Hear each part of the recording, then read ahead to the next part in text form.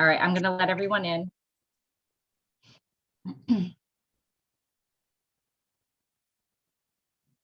We have a full house. Give them a second. I still have people connecting to audio, so.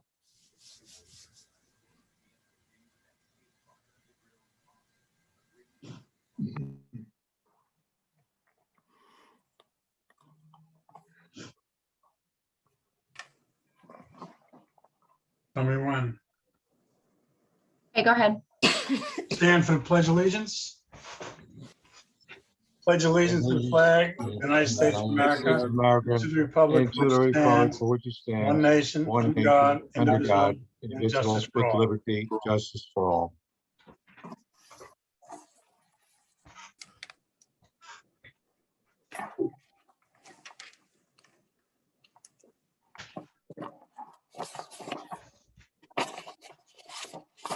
Stay on. Sorry, I heard a notification that there was somebody there. Sorry. This regular meeting of the Zoning Board of Adjustment will be taking place remotely through Zoom. We're commencing at 6:30. We kindly ask that everyone please silence all devices, move to a quiet location, and keep your devices muted until you're called upon to speak, as background noises are distracting others and they do not allow for a clear recording of these proceedings. The 48-hour notice is required under the Open Public Meetings Act has been met, as notice of this meeting was emailed on May 4th, 2021, and published in the Asbury Park Press, the Co-Star, and the Poster. A copy has been placed on the bulletin board in the Borough office, and a copy has been filed with the Borough Clerk. Mr. Advento will not be with us this evening. Mr. Wade. Here. Mr. Affuso. Here. Mr. Fratelli. Here. Ms. Brunel. Here. Ms. Rosenberg. She's absent this evening.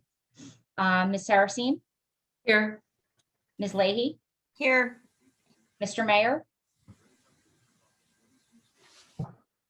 Mr. Mayor, I know you're there. You're muted. Dennis, you're muted. Unmute. Hey, I'm here. Okay, and Chair Rosenberg. I'm here. And also present this evening, we have Jillian McLear in for Mark Hittrick, Gerald Frieda, Board Engineer, and Christine Bell, our Board Planner. We have no correspondence. We have minutes, but there's a change in the minutes. Yes, I had made a correction. Mr. Affuso had reached out to me and I had to clarify the beginning of page 9, I believe it was. Do we have to read the correction or not? If everybody received it, I sent everybody the corrected Not a draft. copy. And I make a motion, we accept the minutes from April 15th. Second. Ms. Brunel, Yes. Mr. Wade, Yes. Mr. Affuso, Yes. Mr. Fratelli, Yes. Ms. Saracine, Yes. Mr. Mayor, Yes. and Chair Rosenberg. Yes. We have two resolutions to be memorialized.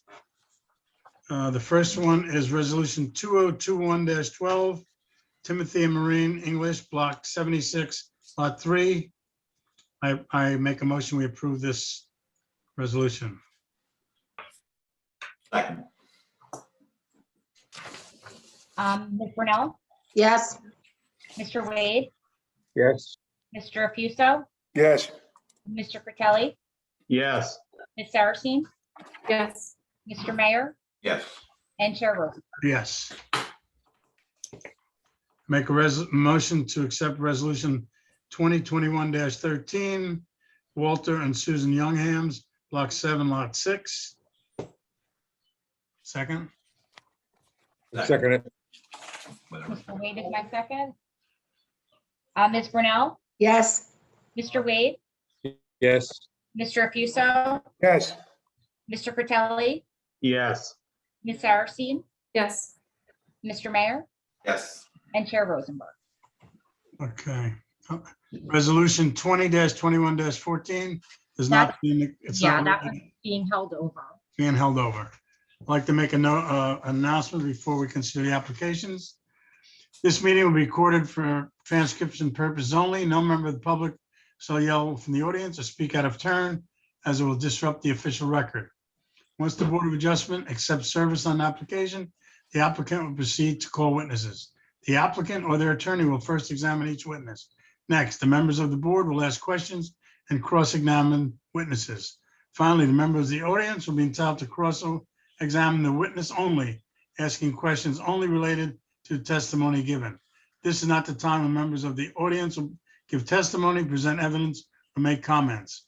Once the applicant has finished presenting all evidence and all witnesses, any interested member of the audience may then make comments, present evidence, and testimony. There'll be a 5-minute time limit for each audience member to speak. It is requested comments shall not be repetitive. All members of the audience who intend to give testimony must do so under oath. The applicant or his attorney may cross-examine you upon your testimony. The board may also call its own witnesses and present its own evidence with respect to any case. It may require more than one hearing to complete an application. The application will be then carried to a future date, which will be announced at the conclusion of the hearing. The Board of Adjustment will attempt to adjourn the meeting on a reasonable hour. Therefore, under no circumstances will the witness be called to provide testimony after 10 p.m. Thank you. First case, Dawn and Kevin Clofey. Mr. Wenning, you're up. It's Chiaffi, Mr. Chairman. Jaffe, okay. My name is Michael Wenning. I represent Dawn and Kevin Chiaffi, who are the owners of 511 McCabe Avenue. Existing, there are 2 dwellings, a front and rear, that they purchased around 2009 and did renovations to the rear structure with permits. This application is to demolish the existing front house and build a more conforming 2.5-story principal residence. The borough determined that 2 principal structures constitute an expansion of a non-conforming use, so we have a use variance request here. The architect is unavailable, but we have professional planner James Higgins is here to meet the use variance. I'd like to call him.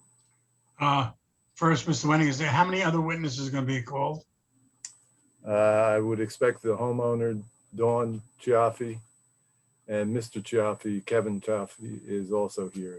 Okay, would Ms. McClure please take their oath right now so we get all the oaths done? Yes, of course. If the professionals could please raise your right hand. Do you swear or affirm that the testimony you're about to give before the board will be the truth, the whole truth, and nothing but the truth? I do. I do. Thank you very much. And can you all please state your name and address for the record? James Higgins, 14 Tilton Drive, Ocean, New Jersey. Do my clients need to be sworn? Yes. Yes, please raise your right hand. Do you swear or affirm that the testimony you're about to give before the board will be the truth, the whole truth, and nothing but the truth? I do. Thank you very much. Is that it, Mr. Wenning? That's it. Okay, continue. With reference to the use variance and the other variances requested, I'll call Mr. Higgins. Good evening. Mr. Higgins, you're accepted as you've been here before, so. Thank you, I appreciate that. Okay, thank you. Mr. Higgins, Go ahead, Mike. I'm sorry. you can proceed. Okay. The application is to raise an existing single-family dwelling that's substantially non-conforming with regard to its location and to put it in a new location that is completely conforming in terms of the location of the dwelling. The property is an 8,175 square foot parcel. It's occupied by an existing single-family dwelling, which I will call the primary residence, and then a secondary cottage residence that's located at the rear of the property. The secondary cottage residence is not going to be impacted at all by this application. The application simply involves relocating the primary residence on the site. The site's zoned R1, the minimum lot area is 5,000 square feet, and the existing site is non-conforming with regard to, first of all, the number of residential dwellings. There's 1 permitted and 2 currently exist. The front yard setback of the porch, 17 feet is required and 7.13 feet exists. The front yard setback of the dwelling, 25 feet is required and 16.45 feet exists. So both of those setbacks are significantly non-conforming. The side yard setback, 5 feet is required and 2.37 feet exists. And the rear yard setback of the secondary dwelling, the cottage in the back, 25 feet is required and 0.21 feet exists, and that's not being changed. The driveway setback, 3 feet is required and 0.75 feet exists. The proposed development is going to relocate the existing house, and it's going to eliminate the variances for the front yard setback of the porch for the principal dwelling, the front yard setback of the dwelling for the principal dwelling, the side yard setback of the principal dwelling, and the driveway setback will be relocated also to be a conforming 3 feet. Mr. Higgins, Yes. Mr. Higgins, I apologize for interrupting, but I just want to let everybody know that I'm here, and Jillian McClear, thank you. And Thank you very much. Good night, all right, everyone. we'll see you later. Thank you. Please go right ahead. Okay, good evening, Mark. How you doing? Sure. Hey, Jim. Basically, this application, it's a fairly simple application. The applicant is attempting to bring the site significantly more into conformity in terms of the location of the principal structure. As I said, all of the existing nonconformities for that principal structure are being eliminated. The front yard setback will now be 18 feet. That's for the porch, where 17 feet is required. The front yard setback of the principal structure will be 28 feet, where 25 feet is required. The side yard setback will be 5.5 feet, where 5 feet is required. And as I said earlier, the driveway setback will be relocated. Driveway will be relocated to be a conforming 3.01 feet. So really, when you have a situation where you have a pre-existing non-conforming situation, the goal is to try and bring the situation more into conformity. That's the real goal of planning and zoning. And in this case, what's being done is the site is being brought substantially more into conformity by replacing that existing non-conforming dwelling with a dwelling that, in terms of all of the setbacks and the coverages, is fully conforming. There are 2 minor design type variances that are necessary for the proposed new dwelling. One of those is that your ordinance limits the extension of any portion of the second story over the lower story to 24 inches. And there's a projection on the upper story of the proposed residence at the front of the residence of 35 inches beyond the facade of the lower story. The intent of the ordinance in this regard is the ordinance seeks not to have a portion of the second story extending out over open space, whether it's a driveway, a yard area, or even like an uncovered deck, that type of thing, more than 2 feet. And if this extension extended out 35 inches over the side of the building and the rear of the building, I think that would be a significant variance that would need to be looked at very closely. What's actually happening here is that extension, while it's going out beyond the front facade of the building, it's actually going out over the roof of the front porch. So when you're looking at the building, you don't have a portion of the second story hanging out over an open area. It's actually sitting on the roof of the front porch, and it appears to be a structural part of the overall building and not be extending out. So I don't see where this is a situation where the ordinance really wanted to avoid happening. In fact, by having this little alcove type structure, and it's actually in the master bedroom of the second story, it makes the house a little bit more functional and adds architectural interest to the front of the house. So I think there are benefits to doing it. I don't see any detriment whatsoever. Again, I think it looks like an architectural part of the building rather than something that's hanging out over the side or the rear of the building. So I don't have any concerns at all with the granting of that variance. I think that the benefits with regard to providing a desirable visual environment and actually helping with the functionality of the building substantially outweigh any detriments. There is a second variance that's necessary. Your ordinance originally limited the height of a deck to 3 feet, and it was just recently, which I didn't find out till late this afternoon, was recently amended in March to limit the height of a deck to 4 feet rather than 3 feet. The height of the deck that's being proposed at the rear of the building is 4 feet 6 inches. And the reason for that is because that's the height of the first floor of your building of the building. And the intent was to try and have a level surface running from the building out to the deck rather than have a step down. It's a 6-inch difference. I don't think it'll be that noticeable when you look at it from the outside. And in fact, when you look at your ordinance, if this were a covered porch rather than an open deck, it would be permitted, because the ordinance with regard to a covered porch allows a covered porch to be the same height as the first floor of the building. So again, I think it's actually somewhat of a safety concern, because it's better not to have a step than to have a step. I have a deck in the rear of my house and it's level. And originally when it was there, it was lower and it was a problem with potential tripping. In this instance, for the 6-inch difference in the elevation, you have a level deck and you don't have that situation with the tripping. And it's also much more convenient if you're moving things in and out of the house. So again, I don't have a substantial problem with that.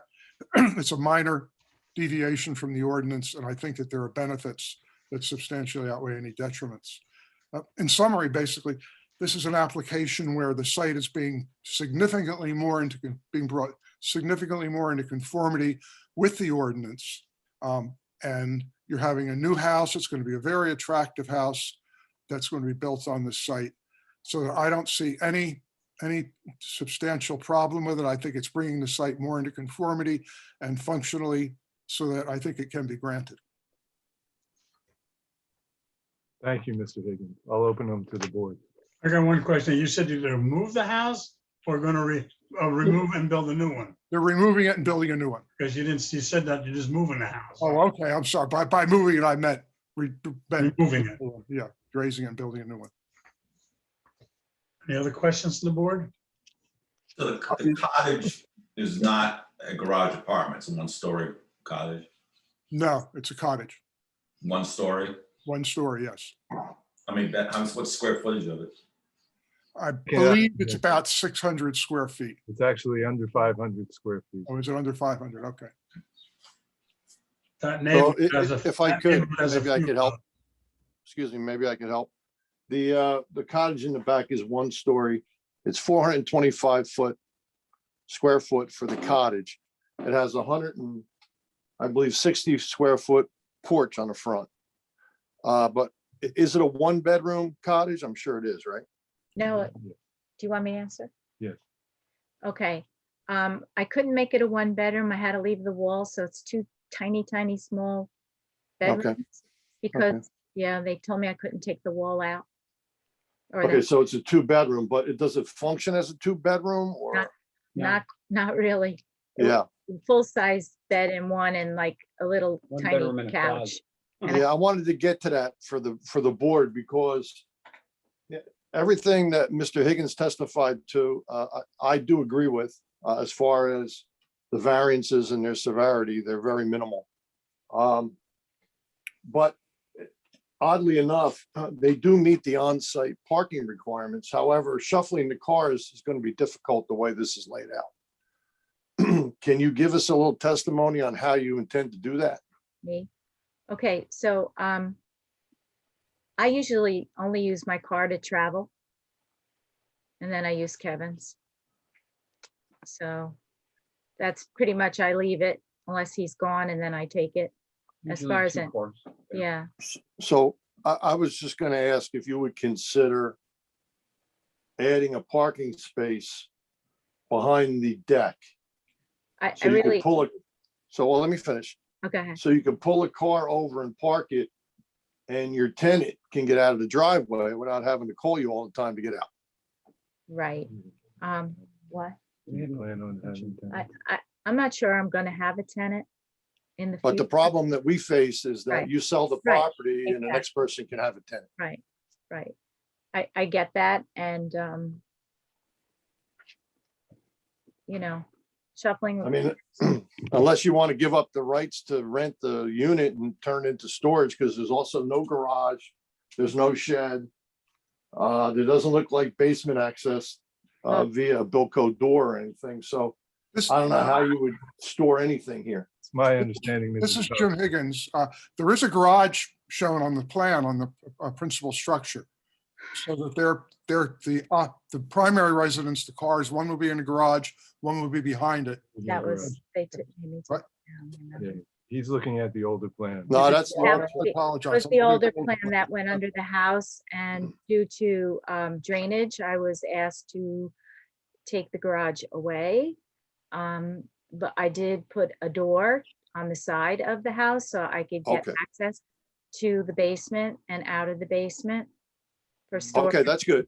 Okay, That helps, that helps. Okay. But just so that the board understands, right, you're basically meeting everything. The variance you're looking for, two small variances, the bulk variances.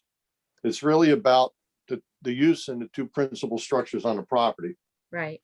And if there's any way to get at least one car pulled off on an angle, so you have half a chance to kind of juggle cars, I think that would help. But if you're not going to rent the apartment, I don't It's want to my give that underst- up, it's but my- I don't, It's my understanding that you have family out of state. yeah, do. I do have, they- both children are, one is in North Carolina and one is.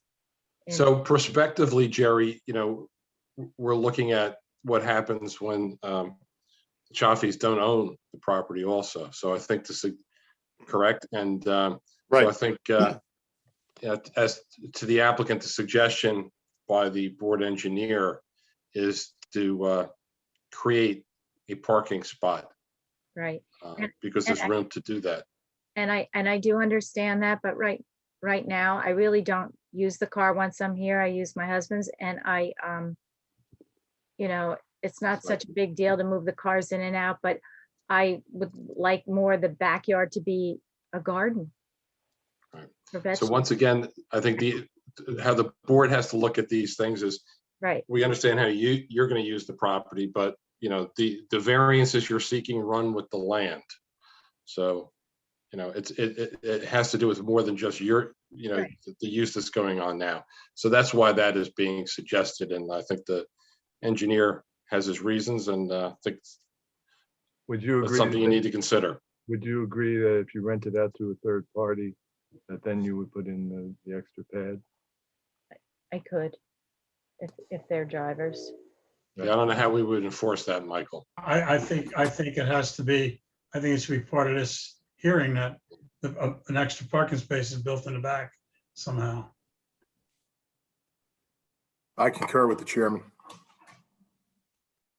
Yeah, and I think Christine, that the addition of that area to pull the cars behind the house really ensures that they stay off the street and promotes,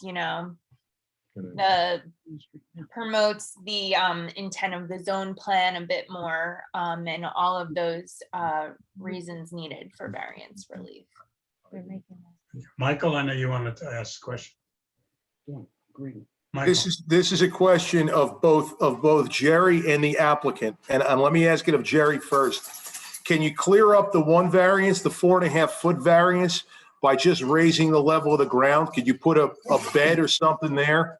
Or does that not work? Okay, yeah, we really don't encourage that because Okay, we that's really fine. don't want people to do that. No. okay. So, I mean, it's such a minor variance that it's negligible. Okay. So those two bulk variances are definitely very easy for the board to pass. It's really down to, the use, because Right. that other structure's there. Either remove the structure That or might- don't make it an apartment, I'm gonna ask. or put in extra parking.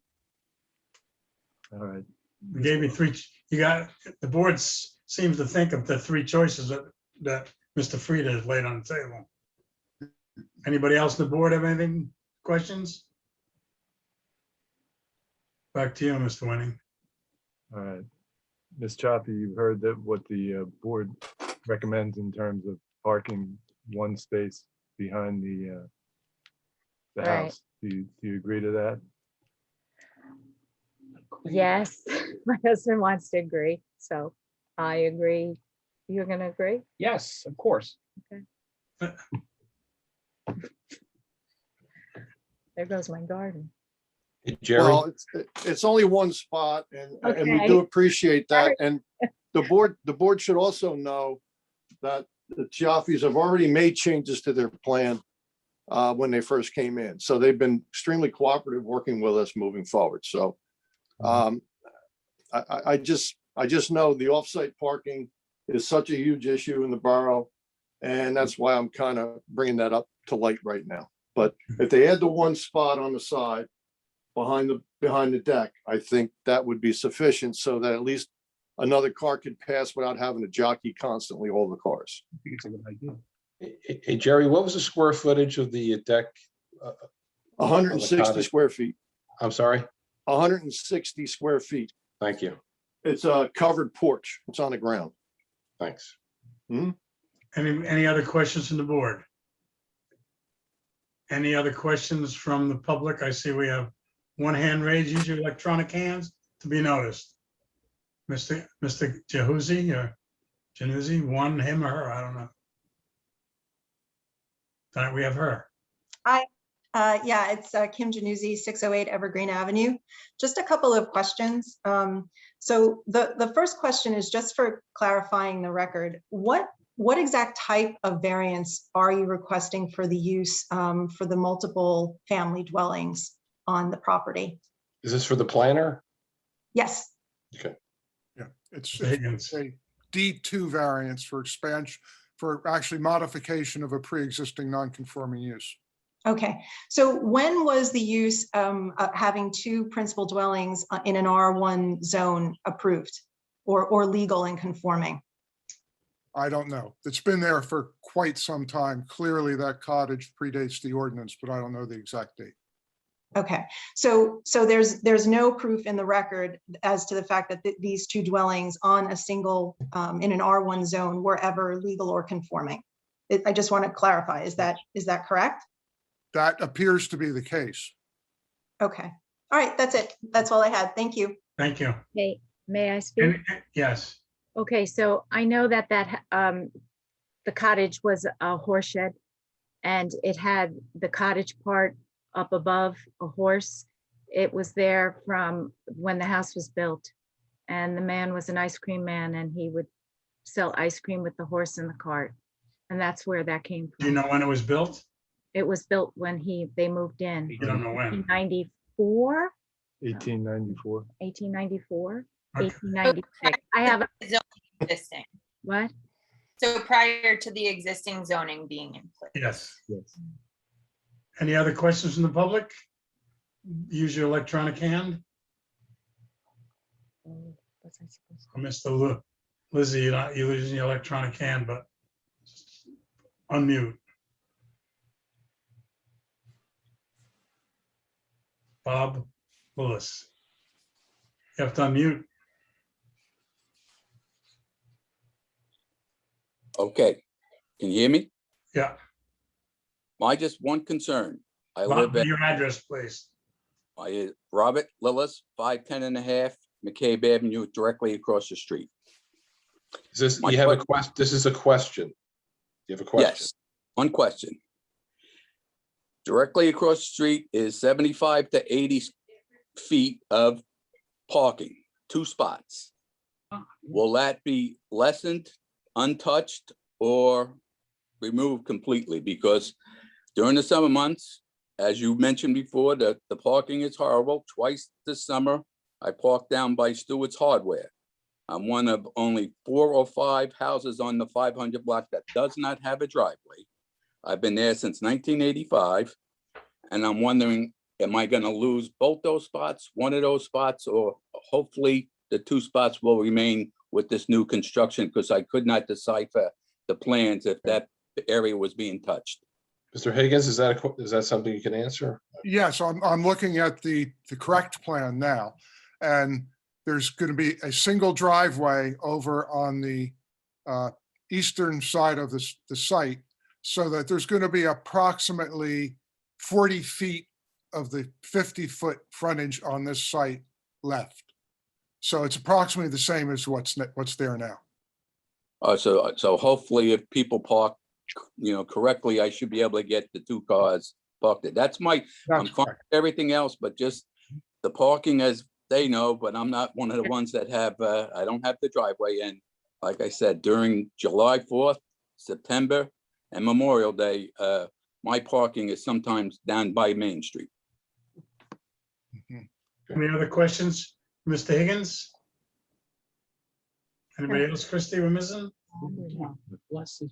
Don't see any hands? Okay, No. Mr. Wenning, continue. I'll call Dawn Jaffe, please. Okay. Yes.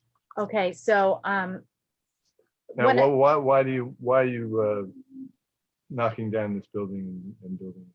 okay, so when Kevin and I bought the property, you know, What year stars, did you buy it? 09.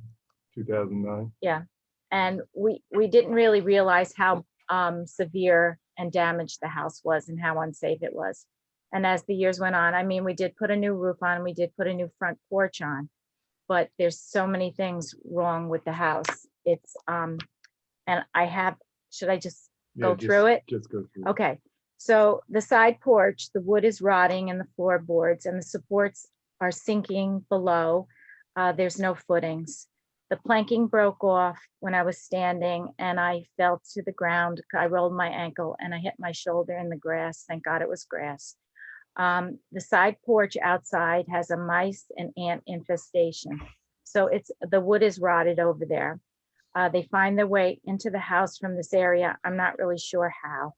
The house is very, very porous. When one of my neighbors has an outside fire, it drifts in the house and I wake up in the middle of the night because this fire pit is smoking and it just fills the whole house with smoke. So the sewer vent is on the side of the house and it's on the outside of the house and it doesn't go in the middle of the house.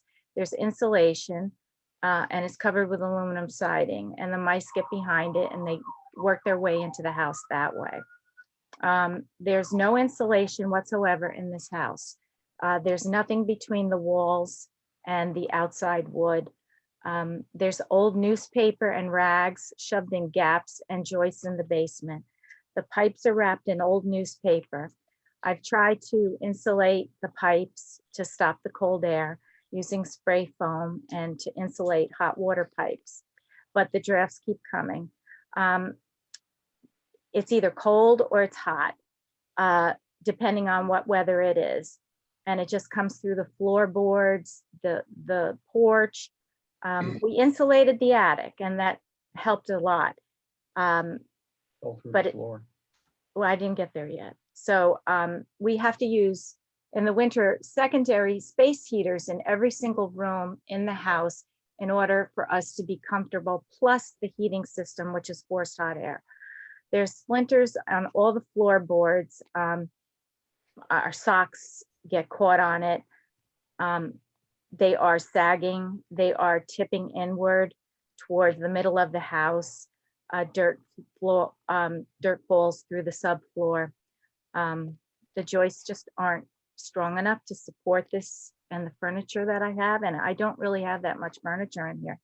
My husband's foot broke through the floor in the living room and dining room. Right now, there's a rug over it, but we're not really in there too much right now.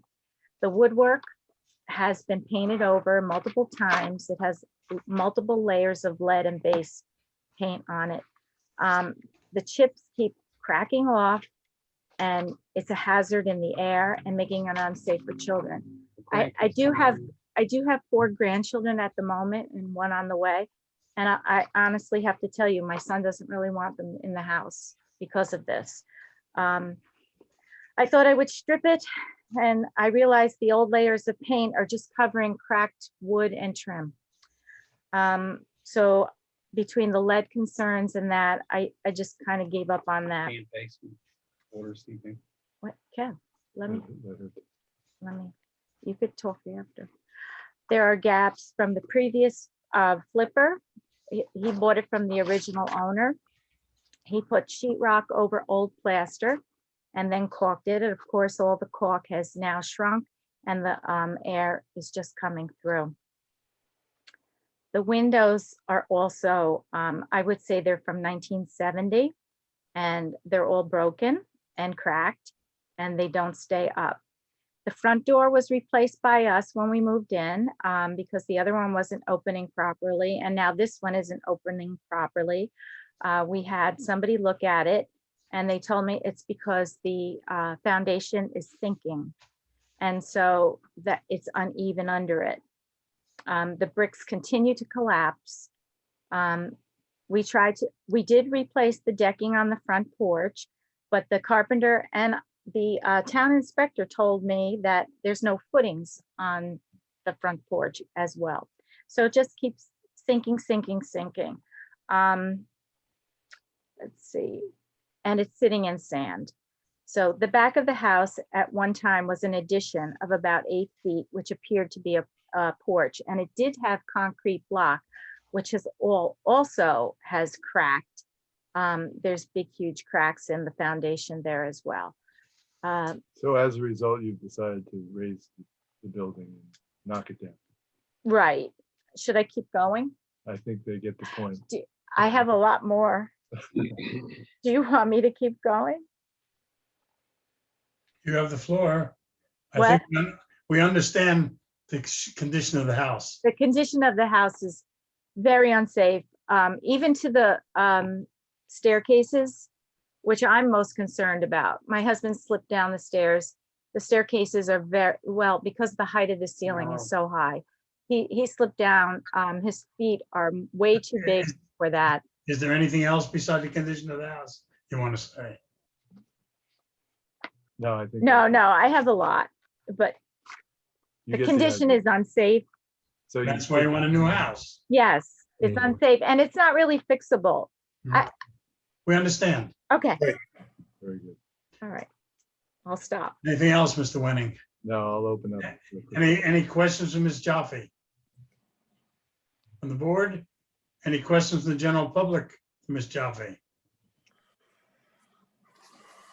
I don't see none. Any comments from the board in general? Any comments from the general public? Raise your electronic hands.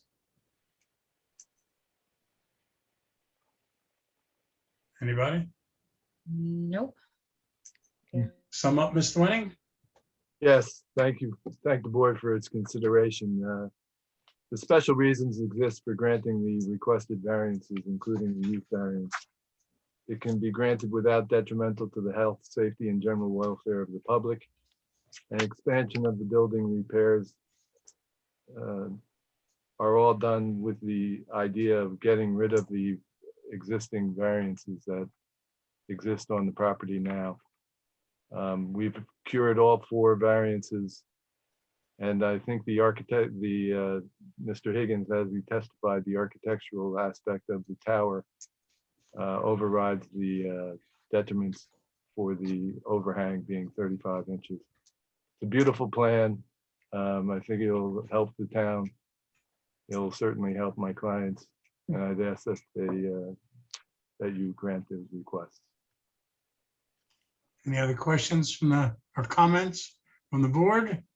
Any comments from the general public? Not seeing any. Here none, I'd like to make a recommendation that we accept the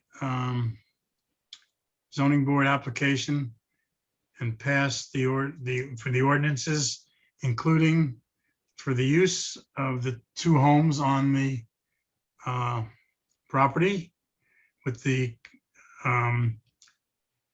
setbacks which do occur with the second structure, and that the backyard will have a extra driveway in the rear as one of the conditions. And anything else that I missed? Or we're gonna say Do you mean driveway Yeah, or parking if I space? could, driveway, parking yeah, space, let me help out a little bit. and what If they would size? add a parking space. Well, as long as it fits the car, if it's, 8 to 9 feet wide by 18 feet, like a regular parking stall to get the car in. Let's make it 8 by 18. Okay, 8 by 18, a parking space. And then, what was the other? Oh, and then if they could also adhere to everything in our letter, because the sidewalk in front of the property is in not such great shape, nor is the apron. So as long as those are addressed, I think that would be helpful No, as a condition. that's part of the conditions. That's a Yeah. general condition. Jerry, did you Yes. say apron and what else? Sidewalk. Sidewalk, thank you. It's a general note that the sidewalk and curb must be restored. I just want to point it out, that's all. Thank you. Ready for a second? Second. Christie? Sure. Mr. Wade, I vote yes. I think it looks like a good project with the extra parking space in the rear to alleviate any shuffling around. And I think that's about it. Looks great. Good luck with it. Thank you. Mr. Fuso, I vote yes, based upon their efforts to make substantial improvements to the zoning situation that they saw on the site. Also based upon our engineer's testimony and the ample summation of their counsel, I vote yes. Ms. Brunel, I vote yes, considering they were willing to make concessions. Mr. Fratelli, I vote yes as well, that they've worked with us to move the project forward. I think it'll enhance the neighborhood, and best of luck. Thank Thank you. Ms. Saracine, I vote yes also, based on Mr. Frieda's recommendation and the applicant's cooperation with the parking. Mr. Mayor, Vote yes, based on all the reasons given before. okay, and Chair Rosenberg. And I also vote yes for the cooperation and reasons. I just want to confirm that that includes the rear deck. Yes, I included everything Okay. in the motion. You got a 2-for-1. Congratulations. Thank you so much, very much. board, and all of you. Thank you. Thank Good you. luck. Thank you. Good luck with it. Thank Mr. you. Wenning will take you through the rest of the procedures.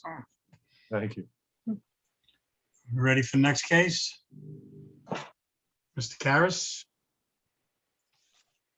Got to unmute.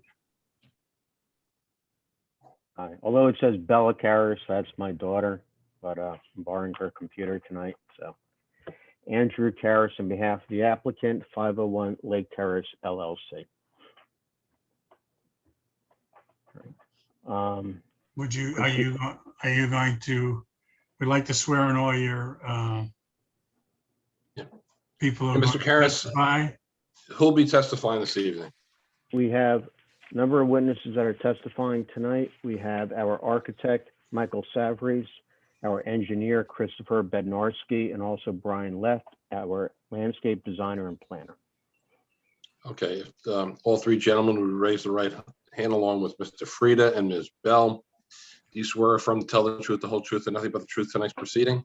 Do. Thank you very much. Mr. Karas, continue. Present your Thank you. If I may, my client is the owner of property located at 501 Lake Terrace here in Bradley Beach, Block 7, Lot 2.03. Property is located in the R1 zone. Currently existing on the property is a multifamily residential dwellings, 40 units in total. It is a non-permitted use. Importantly, it's a huge piece of property of 63,700 and around 30 square feet, about an acre and a half. So it occupies a significant portion of property on that roadway on Lake Terrace. With a proposal tonight, as set forth in the plans that have been submitted, my client is seeking to significantly upgrade the property. I think from anybody driving by the property, it's pretty evident that it's a bit of an eyesore. It hasn't really, or hadn't been upgraded in quite a long period of time. Already, my client had put new roofs on it and new siding on the buildings that are existing on the property. But with what's being proposed tonight with regard to this application, is to add a covered entry on one part of the on one of the buildings on the property. You want to expand, reconstruct, and repave the parking area. Right now, you have a parking area that's all broken up, and we'll have testimony with regard to that. That only has 23 parking spaces that are existing on there. We're looking to add 15 parking spaces. The property requires, the 40 units requires 75, so the property is significantly short. Although we can't make up 75 parking spaces, we can add 15 by upgrading the property. We do have residential single-family units, houses around the property. We're going to add landscaping buffers, which I think is significantly needed and would benefit those neighbors. I think the parking, by adding that, also would benefit the neighborhood by taking that parking off the street, by utilizing the existing property to provide additional parking. My client also is going to be doing refuse containers on the property. So right now the garbage is out in the open. He's going to add refuse containers on there. Going to create significant landscaping within the property to beautify the entire property, which in essence beautifies the entire neighborhood. New walkways, new railings to really upgrade everything that's existing on the property, including the lighting. Since it is a non-conforming use, this is considered an expansion of a non-conforming use. My planner will go through the criteria that needs to be proven, obviously the positive and negative criteria and the special reasons for allowing an expansion of a non-conforming use. With that being said, I can start off by calling our first witness, Michael Savarese, our architect. Mr. Savarese? Yes. Okay. You're familiar with this property, am I correct? Yes, I am. And you had designed an entryway for one of the buildings on this property, am I correct? That's correct. All right, what I'm going to do is I'm going to have you, if you can share the plan and put it up on the screen, and then I'm going to have you go through that architectural plan that you've prepared. And we're going to mark that as A1, applicant 1 for identification. Okay, so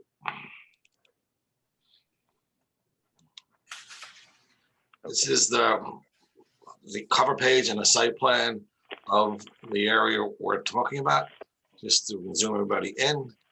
Okay, I just want to get a date on there of that plan. What's the latest revision? So we have that for A1.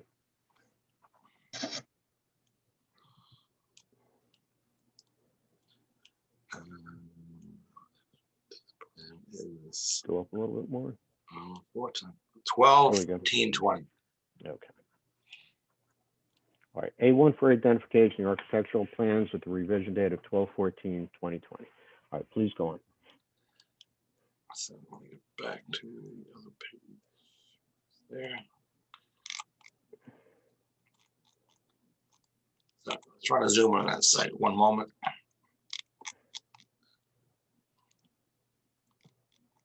So this is the subject property right here. This is the area where we're putting the covered entry. And basically what it is, it's a set of these attached concrete war pig structures that had no scale to them. And what we're doing in that corner building, we're trying to make this entryway be more pleasing to the street, have more aesthetics, and have a covered entry to make it usable, because of the height of this particular entryway was like, almost felt like it was uncontained. And with this portico and columns are doing it is making it more personable to the person that's behind the wall, so to speak. At the same time, addressing some of the upgrades that we've done already through the property that was conforming. And some of those upgrades include to the building, siding on the building, roofing, and other aesthetic elements that were added to the building. Am I correct? That is correct, and I can show you those right now. So, well, our application is about that piece right here as far as architecture is concerned, but this is the complex as it existed prior. And what we did is we added little dormers, we upgraded the columns, we upgraded the doors, and we redid the siding. We have added culture stone to the bottom of the foundation, and we've made it look, become more scale orientated and more keeping with the character of the neighborhood with the undulation of the facade. Okay. And with regard, I'm going to show you this picture. This is what used to look like barracks, or what we want to call them. Now they are much better looking. They're gray. They have scale. They have new roofs and dormers. And this is the place we're looking to just put that covering, so that this unit have more defined. But this door enters a couple of units. all right, these photographs that you're looking at, why don't we mark those? All right. Okay, All right, so those are going to be A2 are the photographs that you just described. Am I correct? that's correct. And those are photographs that you had taken, Yes, about they a year and accurately a half ago. and they accurately depicted what the property used to look like prior to the siding and the roofing and all the upgraded aesthetics being added. Am I That correct? is correct. Yep. Okay.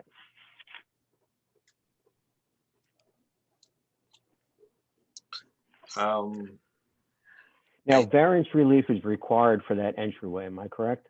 That is correct. And what is required for that? It has this, I believe it's a front yard setback that we're too close to the front. And I believe the site engineer will talk about that. Okay. But it does require variance relief in order to do that and add that element to the building. Am I correct? That is correct. And that's why you notice that the other dormers elements have been added already. This one we held off on because of the required variance. All right. That's all the testimony I have from this witness. His testimony is limited just to that front entryway. I'll have the engineer then go through the other elements of what we're doing to the I have site. one question while you fix it up. Is there a picture of the finish like you did, actual photo of the finish? I don't have one. I thought someone might have taken it and presented tonight. We'll have our engineer. Our engineer is going to present photos of that. Okay, thank you. I just have one question, and this is ticky-tacky, but it looks great. And I'm looking at number 4, left corner and I'm going to speak to that. Why are you making this door different than the other doors? The one that you're seeking variance on, you're putting this wider. Well, this is wider roof. Is there a reason for that? Yes, because where it is in the complex. Let me try and get that drawing up for you.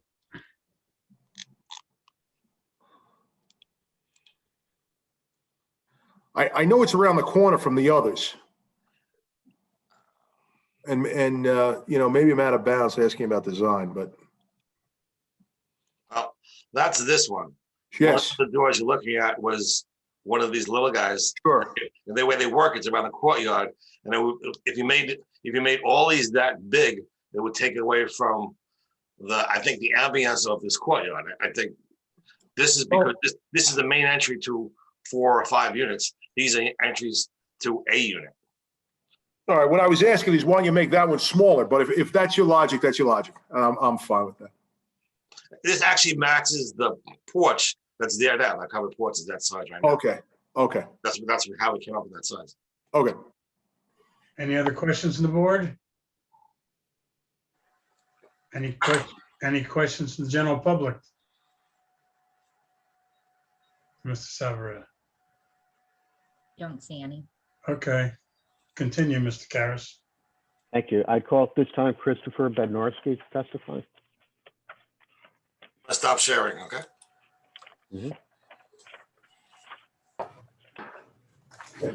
Good evening. Mr. Bednarski, you have prepared engineering plans, the site plan relative to this application. Am I correct? That is correct. All right. Why don't we put that up on the screen? We're going to mark that as A3 for identification, and you also took photographs and have an aerial. We'll mark those as A4 and A5. Okay. I'm sorry, Mr. Karas, A4 is the aerial or the photos? Either we could do A4 as the aerial, that's fine. Okay, And then A5 would be the photographs of the site. okay, thank you. All right, so A3, just so I write it down, architect, engineer.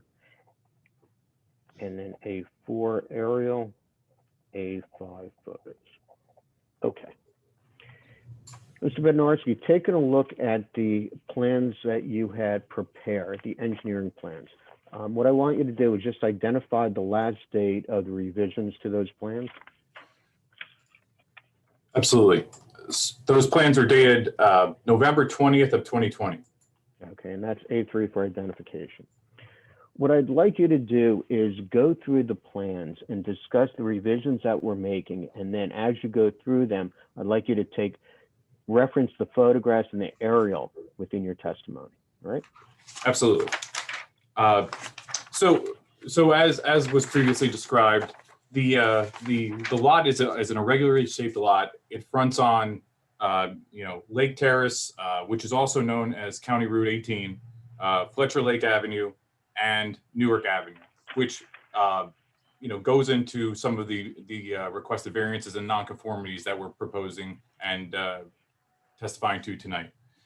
I'd like to start off by going into the existing conditions of the site, which I think would be best shown on the aerial.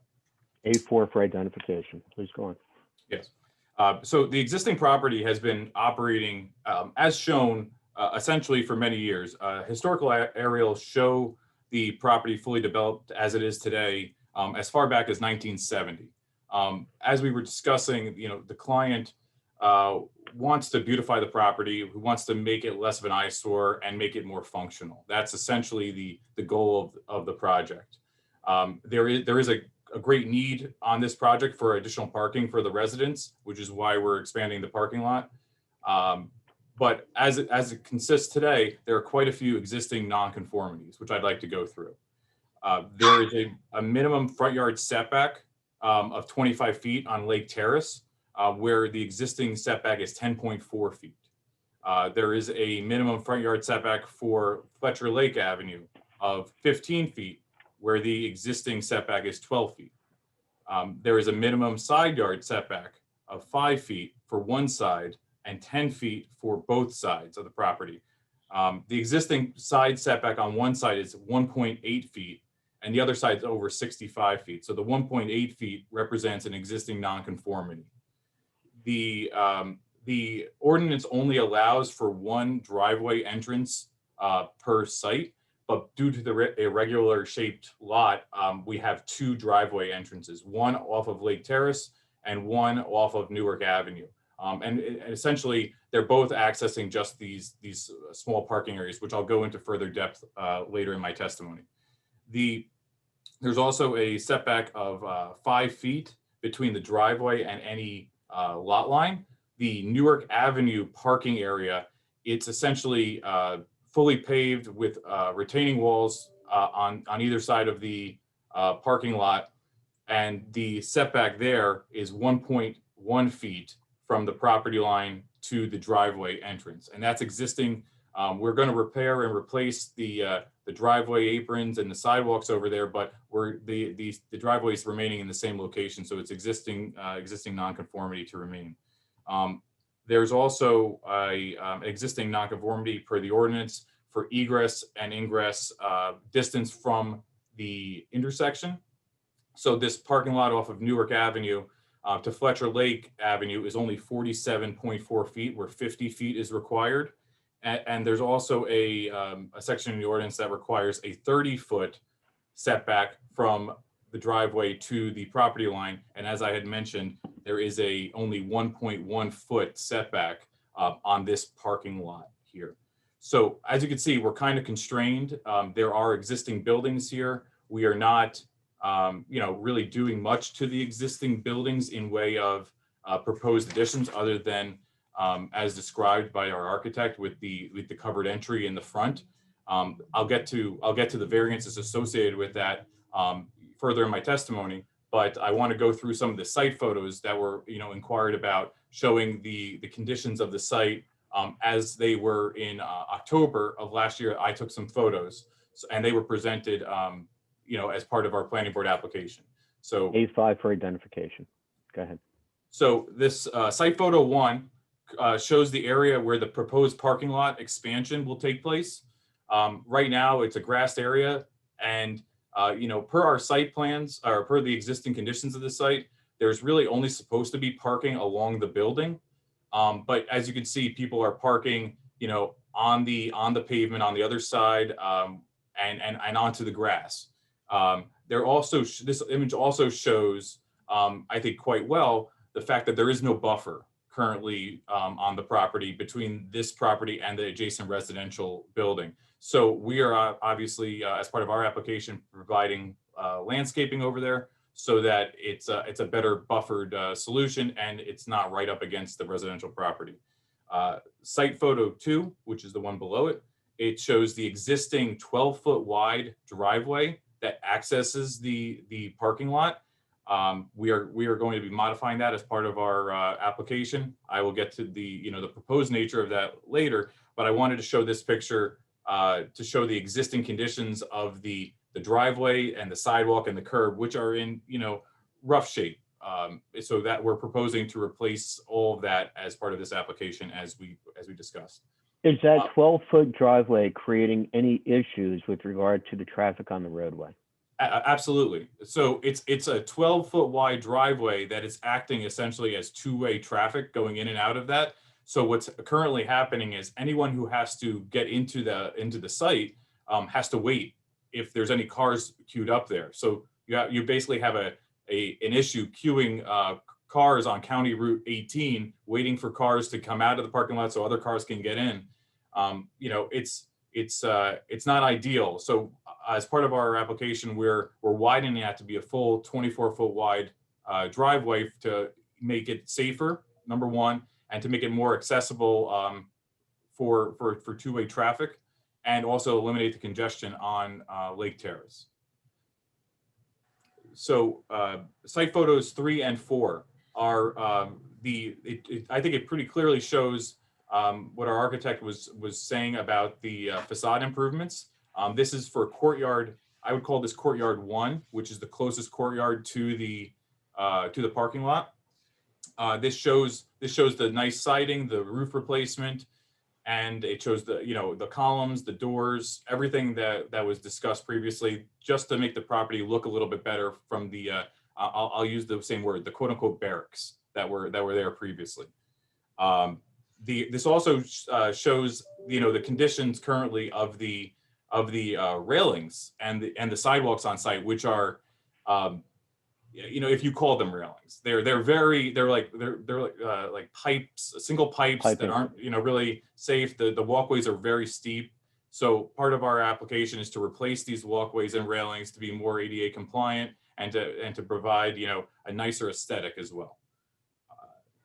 Going to picture 5, this shows the termination of the walkway for courtyard 1 into the right-of-way sidewalk and curbing, and essentially shows the condition of that walkway too. It's there's oil stains on there. There's different color, 3 different colors, 4 different color sidewalks there. So we're replacing all of the sidewalk within the courtyard, all of the sidewalk within the right-of-way, the curbing, all to make it one nice cohesive project to really beautify the neighborhood.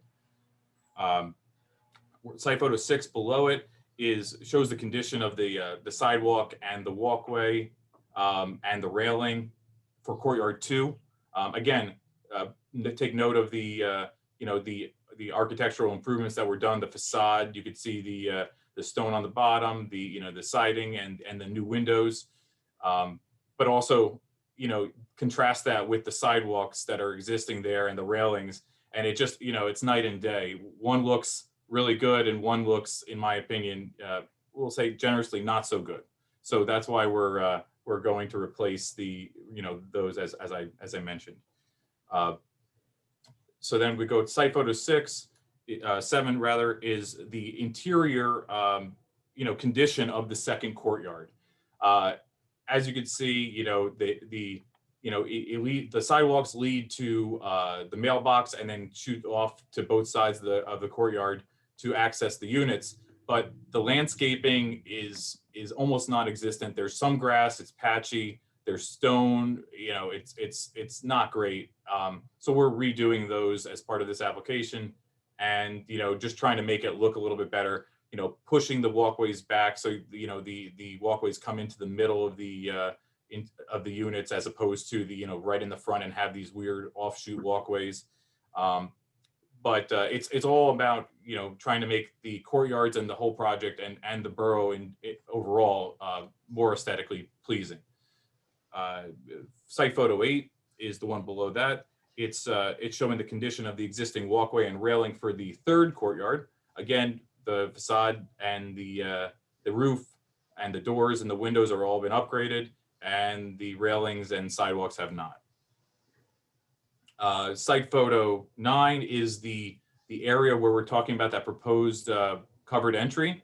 And you can see the same kind of railing situation and stairs in here, which, so we're replacing the railings and the stairs there to make it a little bit more, compliant, and also, I think we're, changing it a little bit so it's a little bit more aesthetically pleasing, and I think the covered entry will go very nicely in that area and provide a better aesthetic as was testified to previously.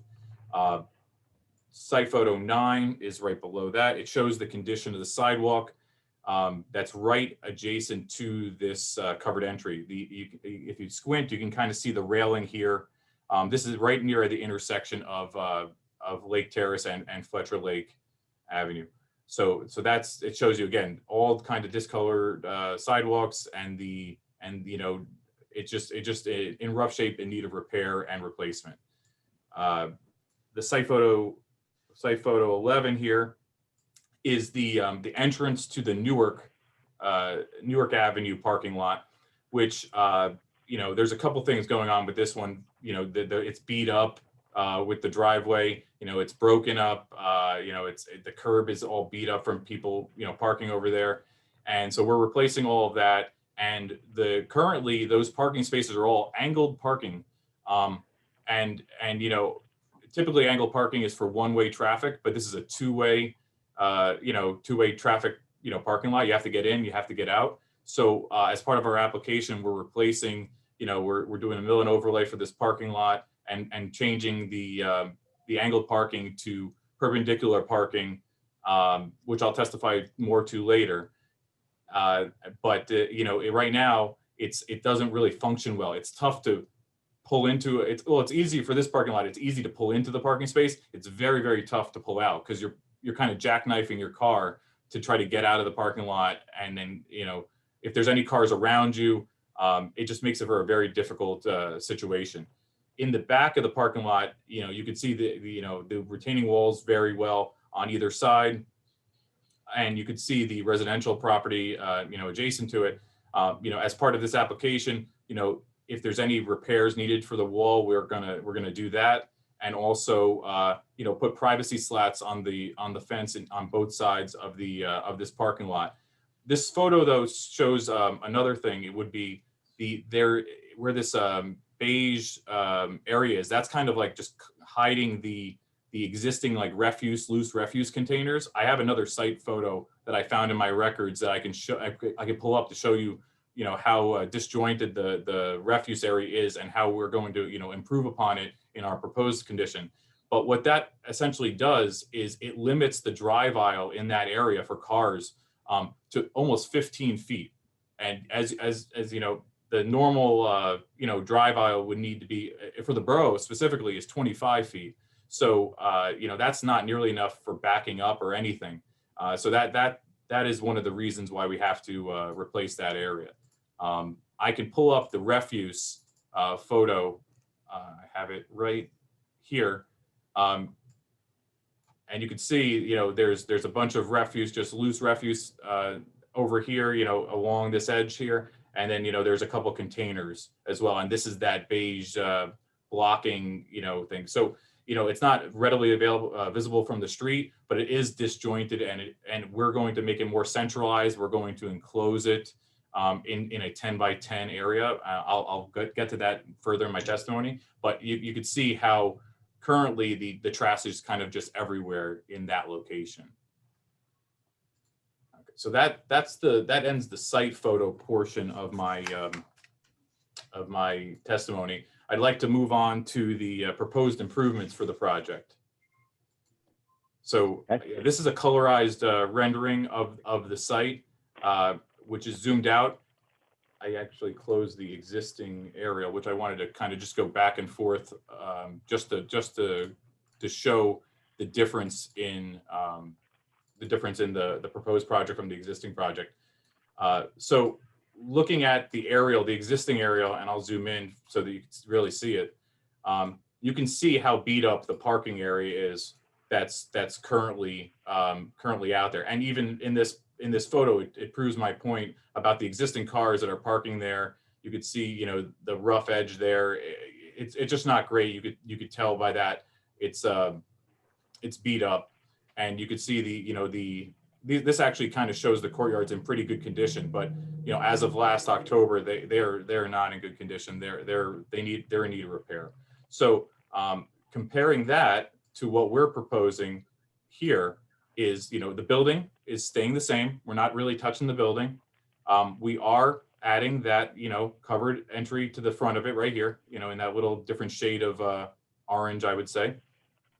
And then we're redoing the parking areas. And, you know, this parking area is essentially going to, you know, we can't really do much with it. It's only 42 feet wide.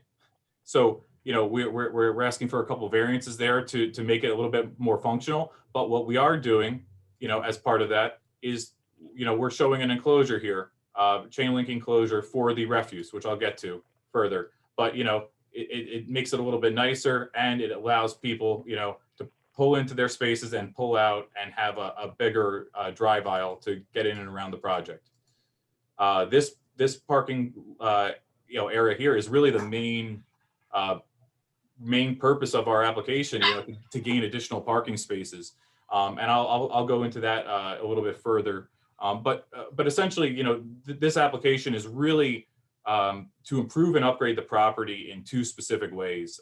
You know, from an aesthetic standpoint, which, you know, is already underway. We saw the, you know, the siding and the roofs, they're already done. You know, obviously I think the photos make them look really attractive compared to the barrack condition that was previously, and you know, more modernized as well. And we believe that the proposed improvements as part of this application will continue those efforts. You know, I think it's going to be a good product at the end of the day. The second, you know, purpose of the application is to improve the functionality. You know, as I mentioned before, the residents of the project, you know, of the property need additional parking spaces. It's an issue. So that's why we're proposing the parking lot expansion. And, you know, the existing paved area, you know, is broken up. The sidewalks are in, you know, various stages of disrepair, along with the curbing and the handrails. So all of those need to be replaced and brought up to code. So, you know, as previously discussed by the architect, this covered area is a very small addition. However, it does require two variances. So the first variance per the ordinance is for any unscreened entry porch to a first floor or basement or cellar, etc. It can be 8 feet closer than the front yard setback. So the front yard setback, you know, is 25 feet. It can be 17 feet. Unfortunately, we're at 6.9 feet proposed, so that needs variance relief. The existing building coverage permitted for the lot is 35%, and the existing building right now is 40.8%. But believe it or not, this small, you know, addition right here rounds it off to an even 41%. So we need, you know, a variance relief for that small increase of the 0.2% increase of building coverage. So going back to this parking lot, this is essentially, you know, the main point of the project. You know, we're trying to accommodate more parking spaces, and we're doing that here. We're going from a 12-foot wide driveway to a 24-foot wide driveway, which will now enable better two-way traffic in and out of the site and eliminate the congestion, as I spoke about previously, on the county road. You know, that everybody is on board for that. However, doing this in this manner creates a couple additional variances. So the one variance that we spoke about before was the 50-foot, 50-foot setback from a street. That's not applicable here. But the 30-foot setback from the lot line is applicable, and because we're at 22 feet from this lot line right here on next to lot 202. So that's another proposed variance that needs relief.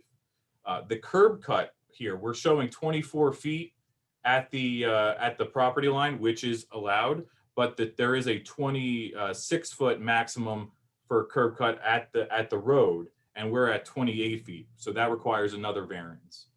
And then the drive aisle width, you know, we're trying to maximize the buffer between the property and the adjacent residential units and residential houses. So right now, you know, there's no buffer there. So we're showing a landscape buffer there. It's a little tough to see on this exhibit, but I can go to this one, which is, you know, a little bit easier. It doesn't have that blue line overriding it. It's essentially the same rendering that we just had, but not on the aerial, and it's zoomed in. It's our site layout plan, but colorized. So it's a little bit more attractive and easier to see. So, you know, we're showing a landscaped buffer on this property line here. To accommodate that, you know, we're only going at 24-foot wide drive aisle to match our driveway entrance as well. The borough requires 25 feet, so we're asking for that variance relief. We're also adding in this parking lot, you know, the refuse area, which I'll speak about further in a minute, additional parking, which I'll speak about, and then these 2 bike racks, so that the residents will have a safe, well-lit area to store their bicycles when, you know, not in use and when they're at their apartment. I'm going to shift gears and go to the Newark Avenue side. So the Newark Avenue parking lot, I mentioned it's a little bit difficult due to the constraints. You know, only 42 foot wide. It currently exists, as I showed, with angled parking spaces, and you know, a very narrow drive aisle of only 19.7 feet, and going down to 15.8 feet at that area where we talked about the existing, you know, disjointed refuse, which makes for very difficult circulation patterns, to be honest. So we have proposed to mill and overlay this parking lot and restripe it to show perpendicular 9x16 parking spaces with a minimum of a 22.8 foot drive aisle, which we feel improves the existing condition greatly. You know, there are other options where you could go the full 9x18 stalls there, but you would lose out on the drive aisle. But I think in this scenario, we would prefer to have the smaller parking spaces with the larger drive aisle to enable better circulation. Again, this creates 2 new variances.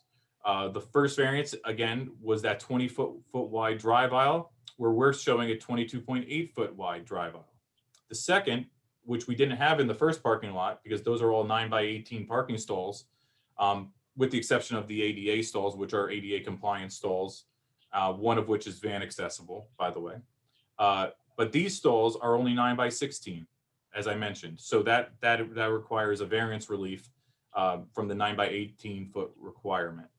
Does that improve the existing situation with the angled parking, although it's not ideal because they're 9x16, and you have an aisle width that's, you know, just over 22 feet?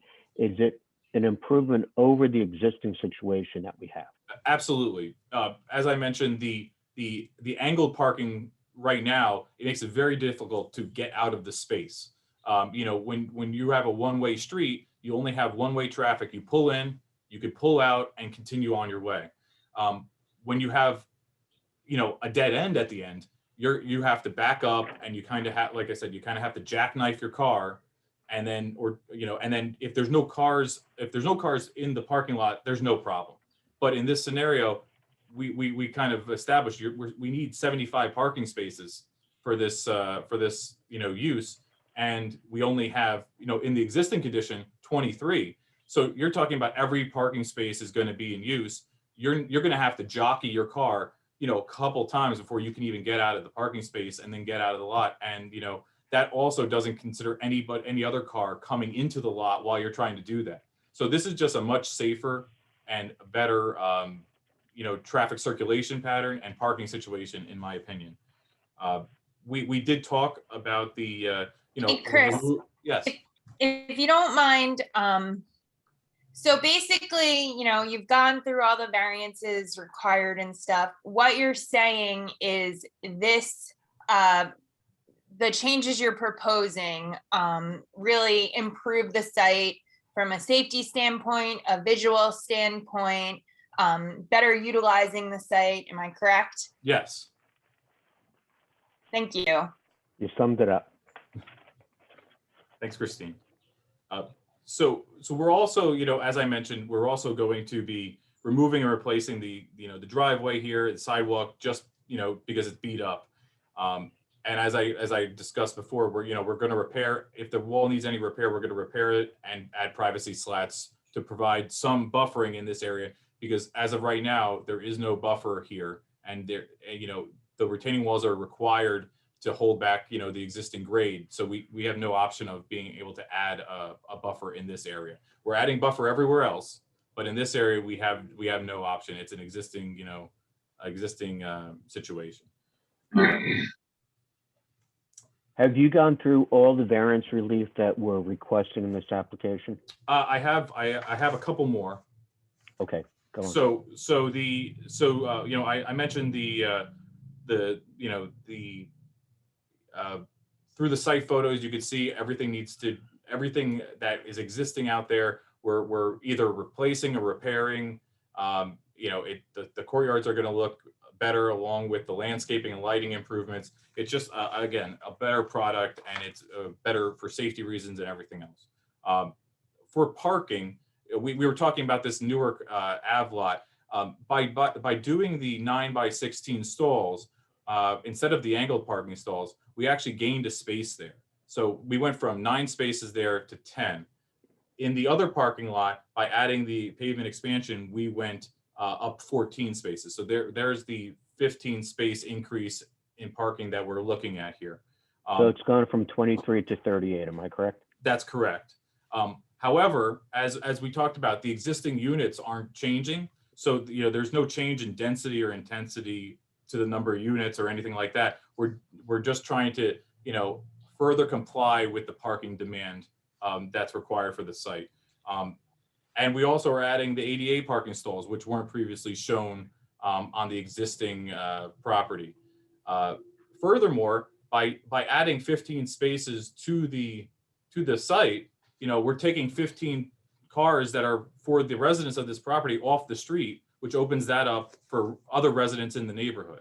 So I think that's a big relief for people around the neighborhood. I think that should make people happy, and that's part of the reason we're doing this, to get to make the residents here happy and make their parking centralized, but also help out the community. Unfortunately, even with the increase of the 15 additional spaces on site to make it up to 38, we still need a variance for parking relief. In this parking lot, the Lake Terrace parking lot, we're proposing a centralized refuse area, 10 by 20 foot wide, with a 6 foot high chain link fence and privacy slats. It provides ample room for refuse and for recycling and bulk items, and it's located in the rear of the property, so it's screened from the public right of way. Currently, when I was out there, where the handicap stalls are, there was a lot of bulk items that were just dropped there. So that's where they kind of had the, just the garbage piling up. So this is a much better solution for that area. Chris, what I want to do, just for reference purposes, since we're talking about a colorized version of what you have in the site plan, we're going to make reference to that as A6, that colorized version. Okay, go on. Okay, so for the Newark Avenue property, we talked about that one, disjointed long stretch of garbage along the property line there. We instead of doing that, we pushed it into a 10 by 10 individual trash bin collection area with a 6 foot high, chain link fence and privacy slats. Basically, let's take it from one area where it's kind of spread out and, it just people throw everything everywhere, and then put it into, an enclosure that'll make it, just better and more, aesthetic to the community. And it's, again, in the rear of the property, screen, so it's not visible from the roads. It does both areas have ample room to access, refuse vehicles have ample room to access both vehicles, both areas. So that shouldn't be a problem.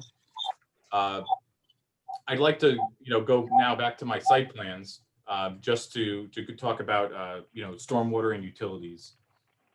As you can imagine, this is an existing site, so there are no changes to the utilities servicing the buildings. We're not touching them. They remain active as is, so that's not an issue. For stormwater purposes, we're not a major development. We disturb less than 1 acre in total with all these improvements, and we're not adding more than a 1/4 acre of new impervious coverage. So it's not a major development. In fact, we're actually well below that threshold, so no additional stormwater management facilities are required. However, due to our minor increase in impervious coverage, it's about 5,000 square feet, and that's due to the parking lot expansion. The ordinance requires 60% impervious coverage. Existing, it was actually right on 60%. That 5,000 square foot increase in impervious coverage brought it up to 68.5%, which requires variance relief. So to mitigate that, we decided to add 4 dry wells that will capture the roof runoff from all the existing buildings, and that'll result in a great reduction in runoff volume from runoff rate and volume from the site. I did see in the engineering and planning review letter that there was a operations and maintenance manual requested for the dry well system, and we'll provide that and add any necessary notes to the grading and drainage plan. And within that report also, and I'm making reference to the report that's dated April 16th, 2021 from Leon S. Avakian, Inc. There was also a comment on page 6 of 7D asking that certain maps be provided within the maintenance report, a grading plan, drainage and utility plan, and landscape plan and details. No objection to that, am I correct? No objection at all.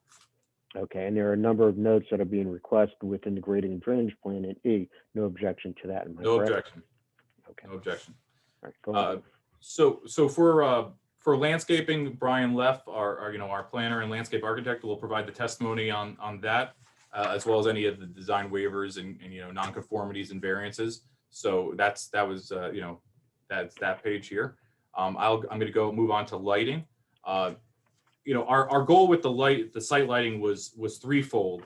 We wanted to light the driveway entrance, we wanted to light the parking lot, and we wanted to light the pedestrian areas. So for the expanded parking lot off of Lake Terrace, we accomplished this by proposing 5 pole mounted lights and 4 building mounted lights. They're mounted at 15 feet and 9 feet respectively. We're also proposing bollard lights to provide lighting for the redesigned courtyard walkways. For the Newark Ave parking lot, we're keeping the lights, the existing lights to remain as is. We're not touching that. There's no light spillage onto adjacent properties over half a foot candle. Sorry, I lost the page.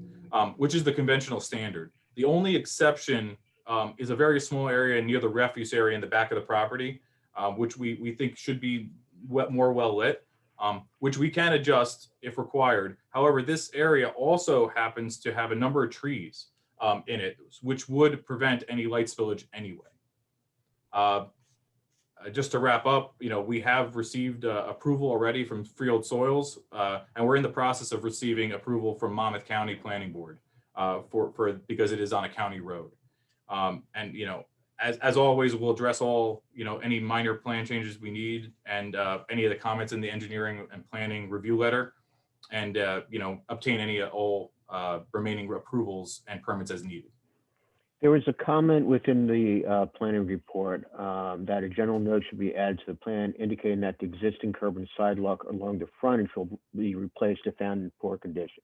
We're going to deal with all those sidewalks, am I correct? Correct. We're actually proposing to remove and replace essentially all of the sidewalks and curbs anyway, so that we have no objection with that. Anything further? That's all for me, unless there's any questions.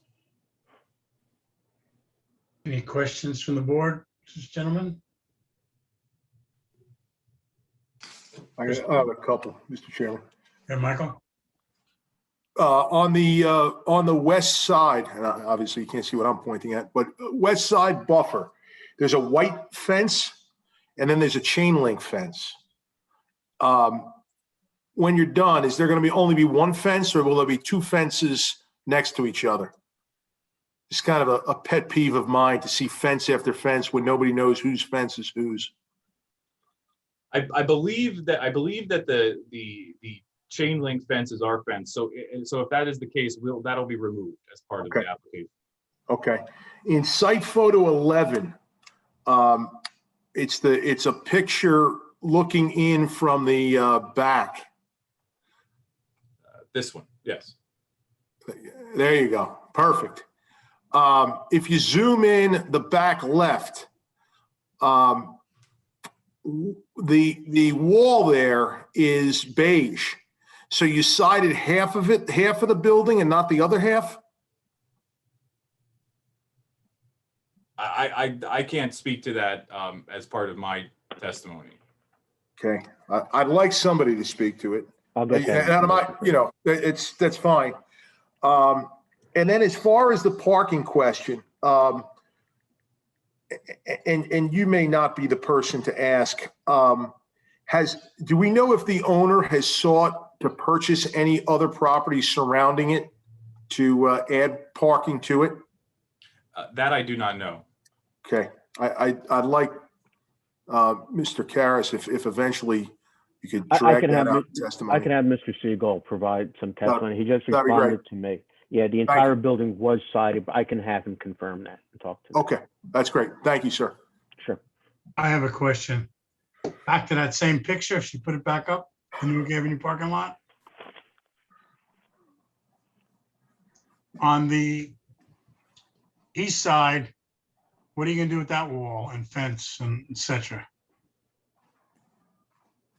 This fence on this side here? No, the other side with Both sides, both fences would be repaired as needed, and privacy slats would be put in to buffer from the neighbor. Okay.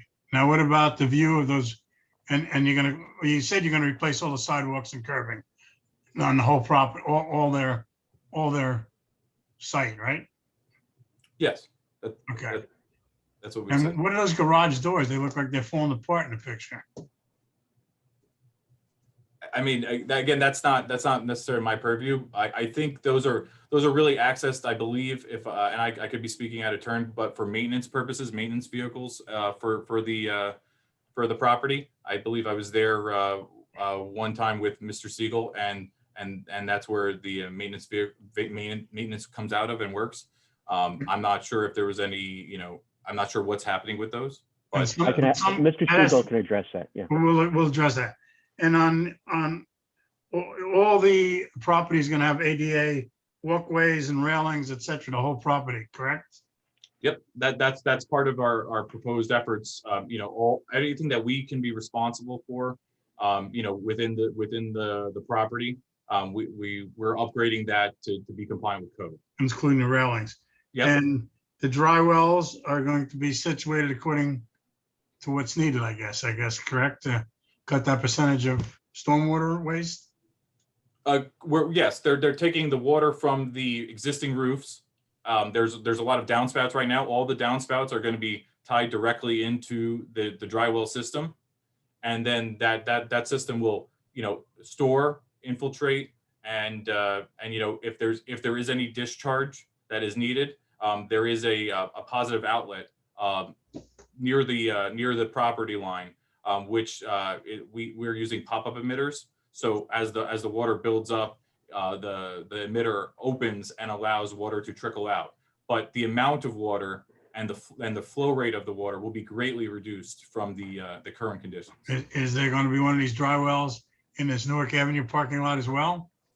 We're not proposing anything in the Newark Avenue parking lot. All of the downspouts that are for the courtyards and for the building runoff will be all tied in directly into the courtyard dry wells. Okay, so everything's going north. Correct. Okay, that's my questions. Mr. Chair, I have a couple questions. Yes, Jerry.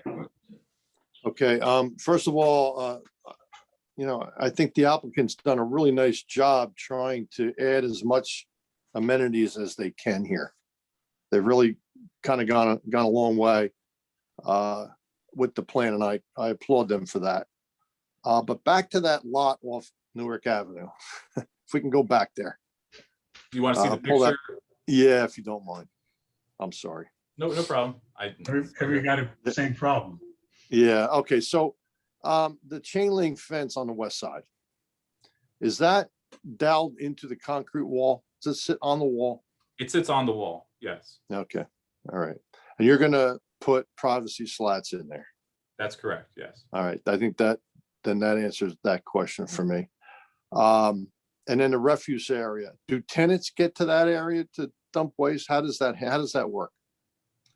I believe that there's that man door that's next to the overhead doors there, and I believe tenants can exit from that door out into the parking lot, but I'm not necessarily familiar with the operations of the existing site.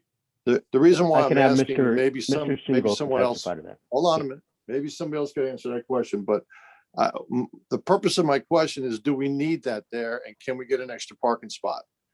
If you can utilize the one area on the west side of the building on the other parking lot and eliminate this one, you can pick up an extra parking space, and then you also eliminate a garbage truck having to come around there every week, driving through narrow roads to make those turns to get in and out. So that's the purpose of my question. I'll have Mr. Siegel respond to your question when he touches. That's great. Thank you. You're welcome. Any other questions from the board? Yeah, Mr. Chairman, I have a question. I'd like to go back to the covered doorway of the porch. There's a photograph looking up Lake Terrace, showing the steepness of the stairs. That's the picture I'm looking at. I'm just curious, how's that going to be ADA compliant? How's that get turned into ADA compliance? I see nothing showing ramps or anything else. That particular stairway is a problem regarding that. Correct. That stairway was not meant to be accessed via ramp or anything like that. We were just going to be repairing and replacing the existing stairs there. Is that now that you've opened that up, does that need to be addressed? Maybe Mr. Frieda can answer that. Because it's an existing condition, I don't believe it has to be addressed. Okay. If it did, you would take up that entire green lawn to have a ADA access door. So as long as they're providing the handicap access in other locations to the building, then I think that they're okay. Otherwise, we would be looking at pretty much a monstrous rampway system that would fold back and forth on itself and take up that whole corner of the property. Mr. Frieda, I just was curious though, that doorway enters into how many apartments though? That's something that we're not aware of. We don't know. We're not given the inside of the building. Somebody I don't know if said you can. that in the beginning, Jerry. Yeah, I don't know. We'd have to ask the property owner about that question, but I think because it's pre-existing, I don't know that they have to provide handicap access. I think okay. I just think that it's not a single entrance. It's just it looks like suppose it was four units. Just a question. Yeah, and that may be that, which would mean that those units would not be handicap access. Correct. And I don't know if that's in today's day and age, if that's legal. Well, I mean, it's pre-existing, so I don't, if they were going to be building this from scratch, we would have an opportunity to address that point.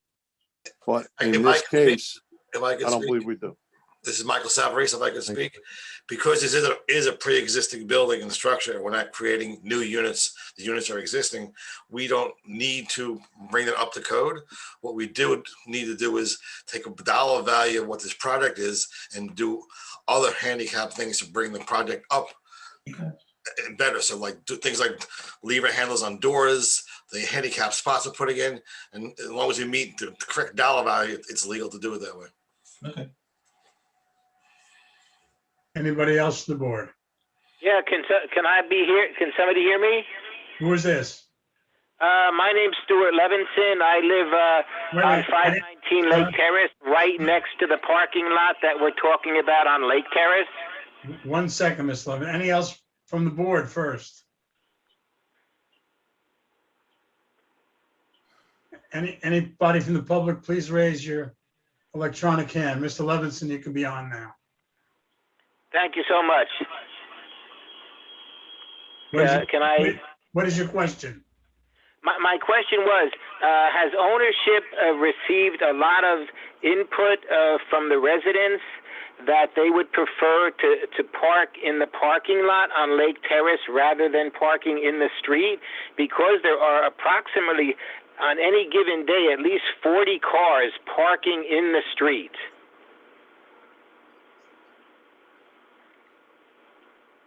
I don't know if we have that answer yet, because we will ask that question. They got your question.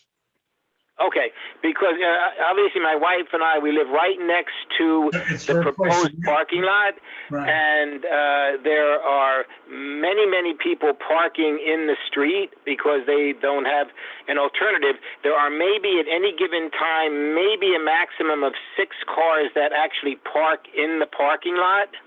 Well, now So they'll have 15. my Yeah, fear is even if they do construct this parking lot, without any types of requirements, why will they choose the parking lot rather than parking on Lake Terrace? Well, the purpose of this application is to get people off the street, as many as possible, provide a parking area that's conducive to parking. That's why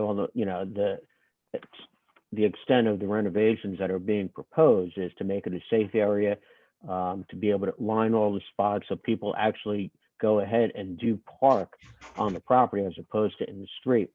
In terms of forcing people off the street, I don't know if there's any way to force somebody to take their car off the street, but by making it more conducive and increasing the amount of parking space, making a better option in a sense, hoping that people are going to park in the lots then.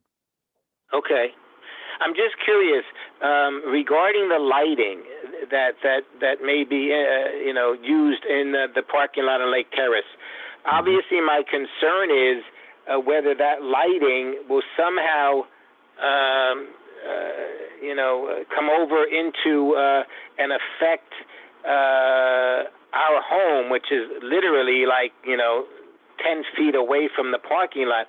I'd like to think that the way the lighting is constructed, it will not be so bright where it's kind of disturbing our quality of life, which is right next door. Fully understandable. Chris, can you address that? Absolutely. So as I mentioned, the lighting was designed to basically keep all of the light on the site and not have any spillage on the adjacent property. The lighting proposed does not have any spillage whatsoever on lot 2.02 to the west, and there's very little spillage over in the rear of the parking where I said the refuse area was. And as I mentioned, we could adjust the light there to clean that up a little bit. But right now the maximum you're looking at in that area is right around 0.5 foot candles, which is within the conventional norms for a development for spillage over the property. Okay. Last question. You said you wanted to expand the apron, the driveway apron on the Lake Terrace to the Lake Terrace parking area.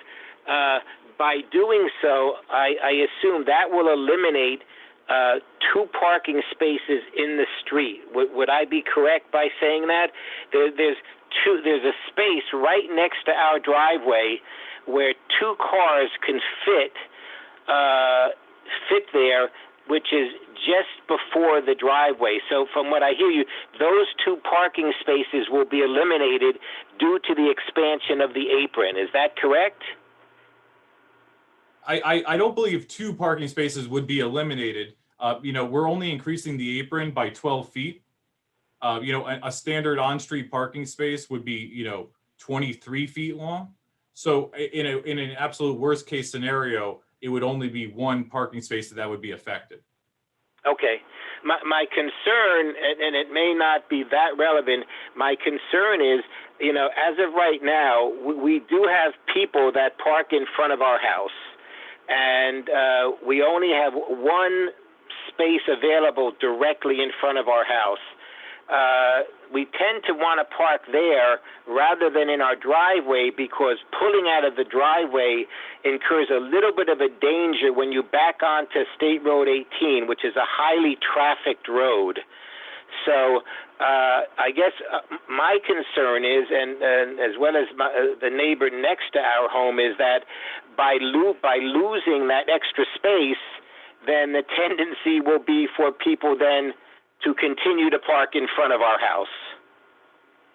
Well, as we mentioned, the goal of the application is to, take 15 cars off of the street and put it onto the site. We're gaining 15 parking spaces as part of this application.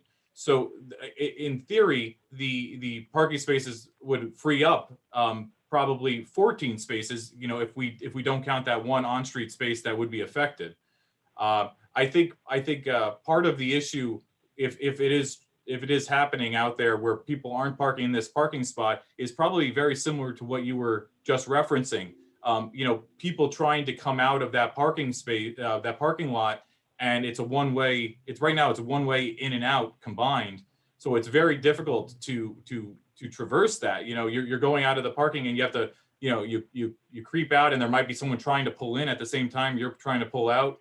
So by widening the driveway entrance there, we're actually creating a better and more attractive way for people to, use the parking lot and to be able to feel more comfortable using that parking lot as opposed to parking on street.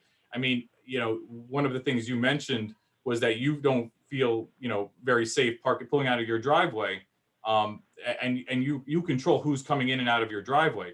The people who are living in this complex don't control on who's coming into the parking lot, as they currently, control it. They're basically at the whims of people coming home at, dinner time, at lunchtime, what have you. So, I think the goal here is to just make it more attractive for people to park in the parking lot, and that free up spaces on street. So you expect, how many spaces ultimately do you think you're hoping to complete in the Lake Terrace parking lot? You said 25? Yeah, so the total number of parking spaces in that parking lot, I believe, is 28. We're proposing 28 there. So right now there's only 14 in that parking lot. So that right there makes it more, it takes some of those parking spaces off of the street and puts it in that parking lot. We also are adding an additional parking space, as discussed in the Newark Avenue one, at Newark Avenue parking lot as well. I'm just curious, in the Newark parking lot, will there be, I'm thinking of the people in the development actually, they would be prone to park there and still have access to their apartments? I can't speak to where they could get in and out of the apartments. I believe there is a man door that, as shown on the one photo, that allows access into the units and stuff like that. But that would be better suited by the owner or the architect to speak to. I see, because I'm just wondering, why would they want to park in that parking lot at all if they can't get to their apartments? That just doesn't make logical sense, because it doesn't seem like there's very many people parking in that parking lot now. Well, Mr. Siegel will address that. He'll offer testimony as to that. Okay. I appreciate you answering these questions. Last question is, so you're expecting there to be quite a bit of in and out traffic, during rush hour, so on and so forth, into the Lake Terrace parking lot, which is why you need that extra space for cars to go in and out at the same time. That's not quite exactly what we're saying. It just right now it's not conducive for two-way travel. It's only 12 foot wide. The right now, the Borough of Bradley Beach requires a 25-foot wide two-way travel lane. So, right now it's only 12 foot wide, and you're expecting two different flows of traffic to go in and out of that, which is, it's not safe, and it's providing congestion on the county road. So, by making it wider, you're able to, make it a little bit safer for people to park, to get into the parking lot and out of the parking lot. I see. So considering that approximately at least 40 cars are on Lake Terrace in front of the development, you're hoping to maybe eliminate that by as many as 25 vehicles, to reduce it by 25 vehicles. 15. Well, which means that best bet there would be then only 15 cars parking on Lake Terrace. No, there's existing 23 parking spaces on site. We're looking to increase the parking to a total of 38. So it'd be an 38? additional, it would be an additional 15 parking spaces. Correct. And 28 of those parking spaces are located in the Lake Terrace parking lot. Correct. So Thank you, the, sir. I see. You- Okay, thank you very, very much for answering my question. I guess there's really no way to not expand that parking lot to eliminate that one space. I know it sounds insignificant. Thank you. There's no way. Mr. Shuck. Yeah. Mr. Shuck. Okay, thank you very much, everybody. I appreciate it. Mr. Shuck. Yes, William Shook, 110 Fifth Avenue, Chairman on the Planning Board. I have several questions on the Newark Avenue parking lot. On your drawing 11 and 12, you showed 2 garage doors. Who do they belong to? you're saying in the photo 11 and 12. Yes. So that is the rear of the project. So that is part of our complex. Right, the 4-unit apartment. So the people entering that building would be using that door on the left-hand side? Again, I'm not sure about the operations, but I think that's a good assumption. Mr. Siegel will address that. He'll testify afterwards. Mr. Siegel will address that. Okay, because I have another, if people park on the Newark side, how would they go to the other units? Or is that a Siegel question also? Is I'll there a have way Mr. for Siegel people testify. to walk through around the building or somehow? Siegel question. He'll testify to the circulation, correct. Okay, so then, well, the other question I would have then is in reference to the parking. It's really great that you're making 10 parking stalls there on the Newark Avenue, adding one more slot. But if the people that are living in that apartment, their entrance is through that door on the left-hand side, I would like to see a handicap parking stall in that area. That's not a question. That line. That's a statement. The statement. That's not a question. Well, So I'm asking, is it possible to put a handicap parking stall? That's a question. Yeah, that's what I'm saying. I'm asking that. No, that's not what you were saying, but now you've asked. Okay, sorry. Would it be possible to put a handicap parking stall there and keep it at the 9 parking? So you would want it to lose the part, basically go back to 9 parking spaces and have a handicap stall there? That still gives you 10. Oh, sure. I understand what you're saying. Unfortunately, for ADA requirements, they want the handicap space to be closest to the door. And in that area, the grading of the, we'll go back to the photos. I think it'll prove it pretty well. It kind of drops off in grade over there. So it might be difficult to add a handicap parking space. I can certainly look at it. Well, I'll put it this way. If that parking area services the apartment house, the 4 units, it would be greatly appreciated for them to have an ADA should somebody move in there that requires that. So I appreciate you looking into that for now. That's all I have. Mr. Rappaport. Mr. Rappaport.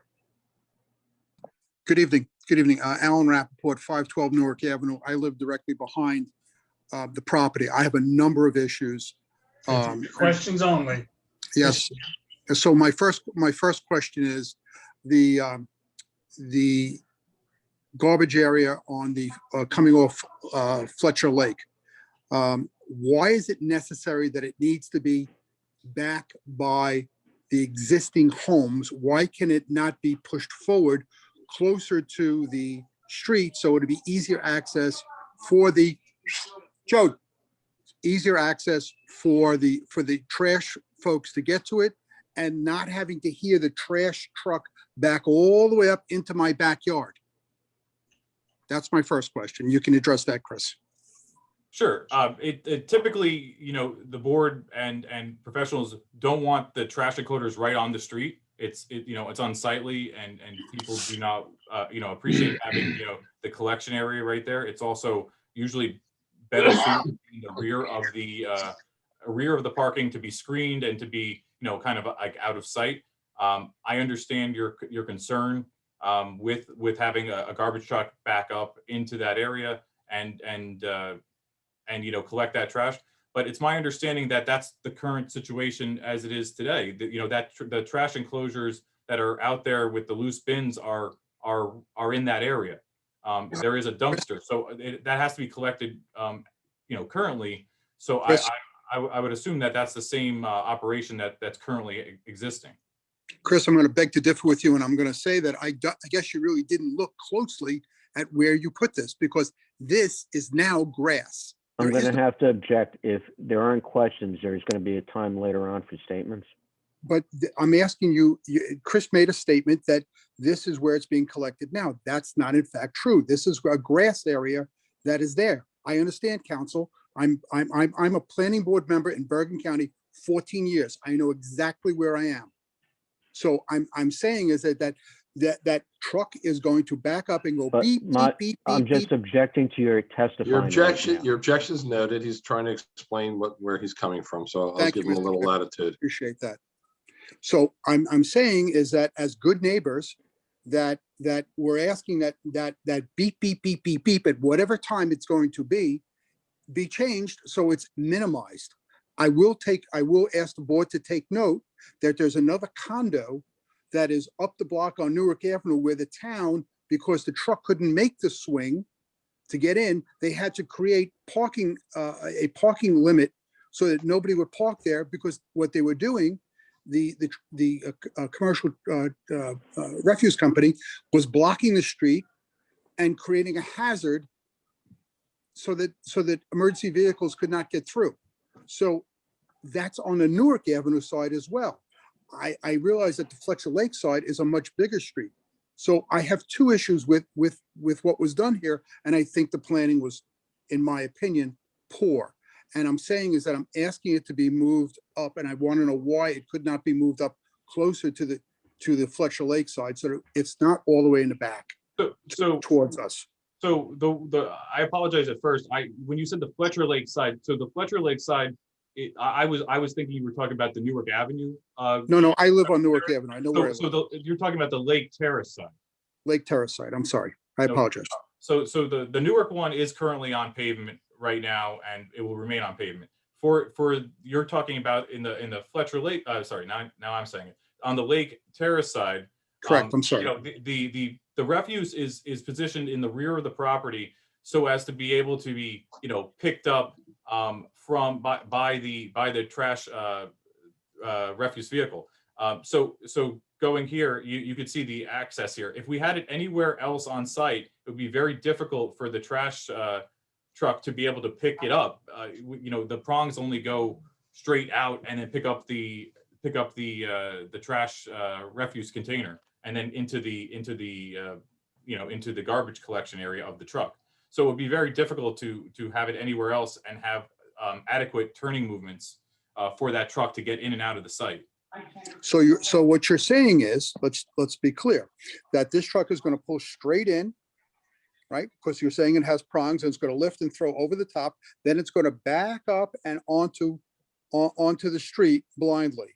And you're saying that right now, my neighbors on all the sides, we're not being disturbed at all by any beep, beep, beep, because that's what's required on a big truck like that at whatever time it's going to come, because there is no controlling that, whether it's Saturday, Sunday, morning, noon, night, whenever they come, it's commercial, that we're going to be disturbed to accommodate this new trash in the back of your property and in my bedroom window. That's what you're saying, Chris. Is that correct? I'm saying that there's currently trash pickup on site, and Not there, sir. You're correct. It is not located in that location, but there is current trash pickup on the site. So we could look into evaluating other options for the trash enclosure, and I'll speak with the client to see if there's anything else we can do. But as of right now, the refuse area in the rear of the property, screened from the street, and I think that is the best solution for that area. And I'm going to tell you, Chris, A, you don't live there. B, this is not a situation that we currently Again, have, and you're asking. if I may, this is argumentative. There's. That's fine. alternative- You're right, Agreed. counsel. So let's talk about the lighting. The Well, let's amount of ask what lighting. we're gonna, hey, Alan, we're gonna need to ask questions about the lighting. Sure. 'cause So I'm the- asking about the questions about the lighting. I see that there are poles. Is there any pictures of what these lights are going to look like and how they're going to, are they going to shine down? Are they going to shine towards your building? Are they shine towards my building? I don't see any pictures. I only see where the poles are. So on the sheet here it shows the type of fixture that's on top of the pole. Okay, I got it. I and didn't see that. Yes. So all it is, it just, it kind of shines down away from the pole. Got it. I have no problem as long as we can agree that we're going to get information clearly that this is not going to shine over and obviously hangs over into the parking lot. My other question is now that this is all impervious coverage, and I do live there, so I do see the water that accumulates there now, and I'm not sure why. What I want to know where the grass is now, the impervious coverage, where is there going to be a drain to collect what's running off presently? So there is an existing drain that's in the middle of the parking lot, and we're directing the surface runoff into that drain, and then that goes out into the stormwater system. But also right now, as it currently exists, all of the roof downspouts discharge directly into the parking area. So that's why you have extra flow to any of the roof runoff from the water hitting the roof gets collected and just discharged right into the parking lot. We're now taking that water and putting it underground into a dry well, which will hold back the water, infiltrate it into the earth, and then if there is any overflow, it would be greatly reduced from what's currently out there. So I truly understand the concept. So I'm just going to clarify that I'm going to ask the question that I'm taking it that whatever well is back here in where there's grass now is going to be pitched towards the dry well going towards the street. Is that correct? Yes, all the grading is pitched towards the existing drain that's on the property currently. Yes. Okay. So my next question is, let's go back now onto Newark Avenue, if you don't mind, to that parking lot. Would you mind? Sure. Okay. So on the parking lot over there, you're planning on having trash. Is there going to be a truck that comes in there as well with these forks to pick up? Well, that doesn't have a dumpster. That's just the way it was proposed was just individual trash bins. So that there's a 10 by 10 area, and there's individual trash bins there that can be emptied. So in that scenario, there's an option for the vehicle to back up and stop there, and then all the individual trash bins would be dumped into the garbage truck. That would be one option. And I suppose another option could be that they could be, moved to the street, but I'm not sure what kind of bins are being proposed. So again, I'm going to reference the board to that property down the block, the condo association where the borough had to block off parking because the truck was stopping in the middle of the street and had a situation where emergency vehicle could not get by, and it took them whatever amount of time to empty everything. I'm saying is that by having it that far back, we're going to create the same situation, and it's a very difficult turn there. There's not a lot of space. Newark Avenue is a small street, and there's parking on the other side, Chris. I don't think this is fair, is my opinion, and that's my question. Was there any consideration to that? Is your question that? My question is, was there any consideration for a truck to back up into that and then make that turn to get out? Was that tested? Was that a consideration where your private trash collector could say he could do that? Yes, we have that shown on our, on sheet C301. We show a truck coming in and then picking up the trash and then backing out and going down Newark Avenue. And the turning movement works for that movement. There's a parking space right on the corner there, right where the truck is making that turn. I mean, I beg to differ with you that that people in, I'm not saying that they park there because they park on the other side, but people park right on that side right there. Unless the borough wants to yellow all that out, that would work, but it would have to all be yellowed out from the corner in all the way through on that curb to where the adjacent house is. Otherwise, that turn is not going to work going in and out blindly, is my opinion. Mr. Rappaport, this is Jerry Frida. Would you allow Sure, me Jerry. to jump in and emphasize Absolutely, your Jerry, point? please. You represent us. It's the same one that I was making earlier. And I think this is a very important point. Those roads are very narrow. There's hardly any parking. Many homes don't have driveways. They park on the street. There's about maybe a 15-foot wide cart path between the cars to get through. A garbage truck would have a very difficult time. And if we could commingle the garbage to one location on the site off of Lake Terrace, it would be much preferred. And then an extra parking space could be added. Maybe that could be the handicap spot that Mr. Shook was looking for on this site, in this parking lot here. So 100% I agree. think that would tie it all together. And one other point, would you consider a concrete block container or enclosure for the garbage? Because right now you're proposing fence.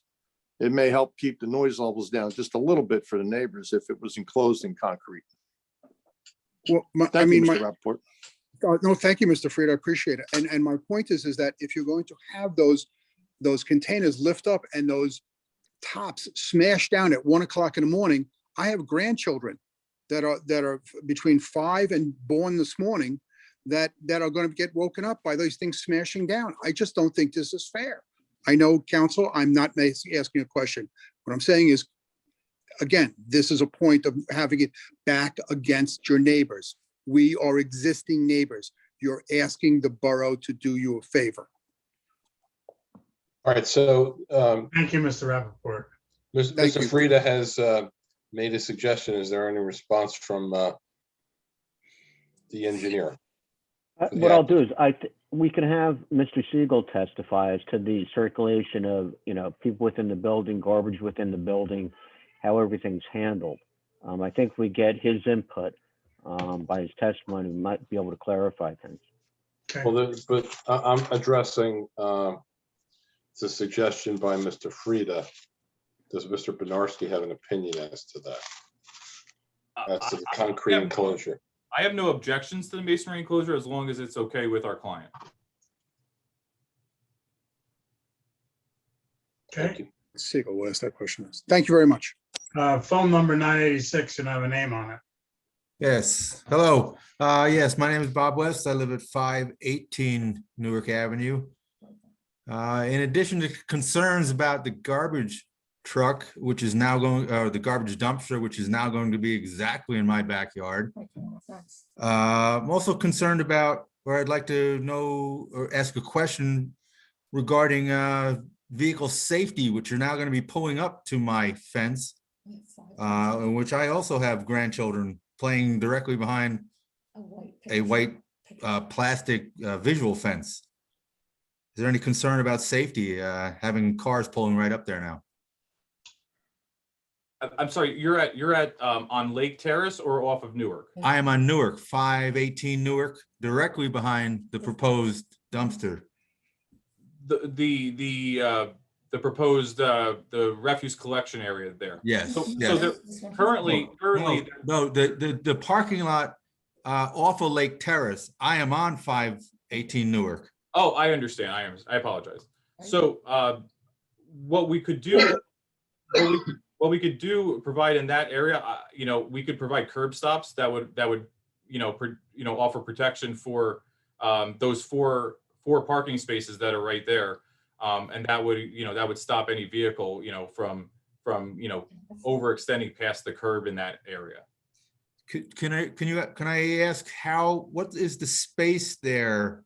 It's very hard to tell the space between the end of the parking lot and my fence.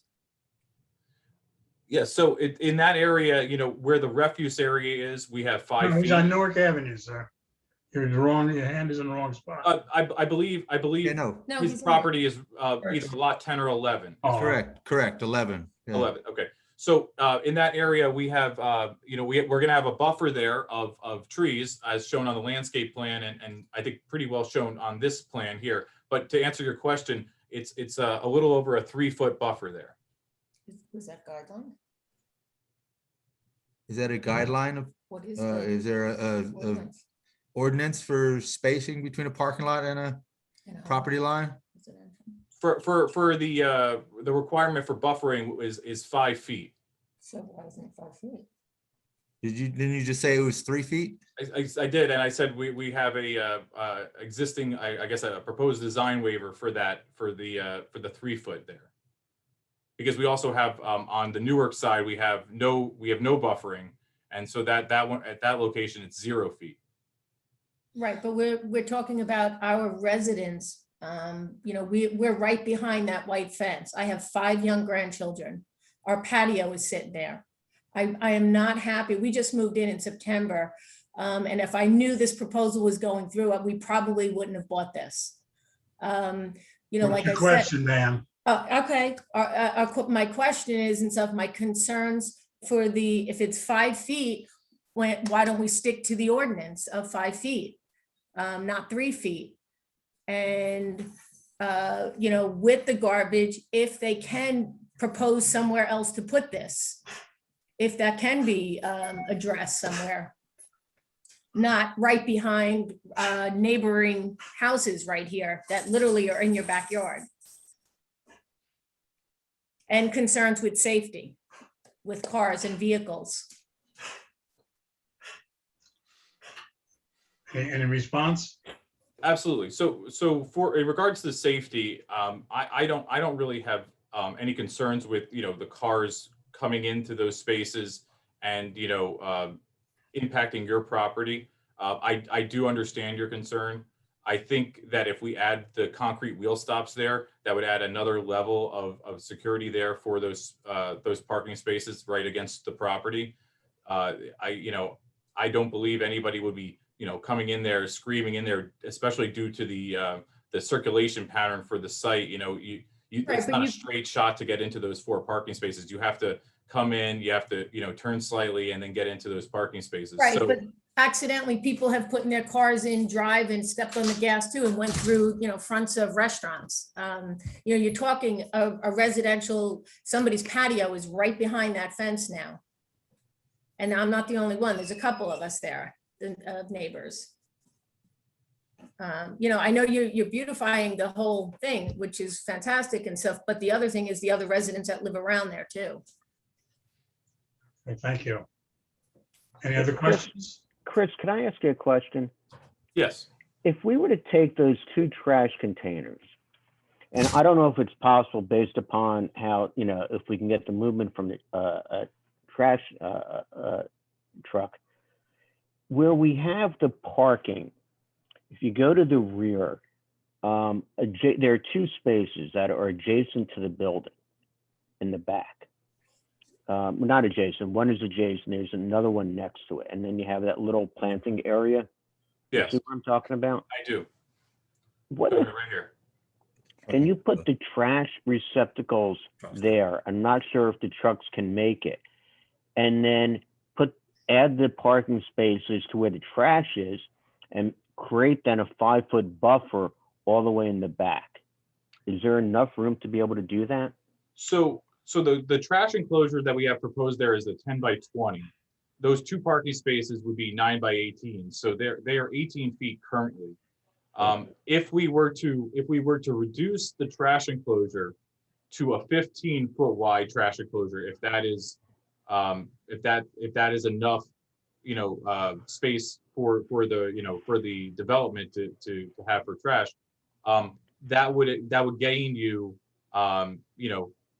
3 additional feet compared to the parking, which, as I testified to before, we have a 3-foot setback off of that property line.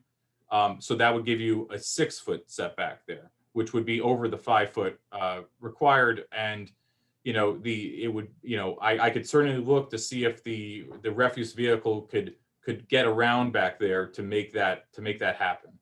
And then see whether or not if doing by a 15-foot wide trash enclosure, is that sufficient for the property? Correct.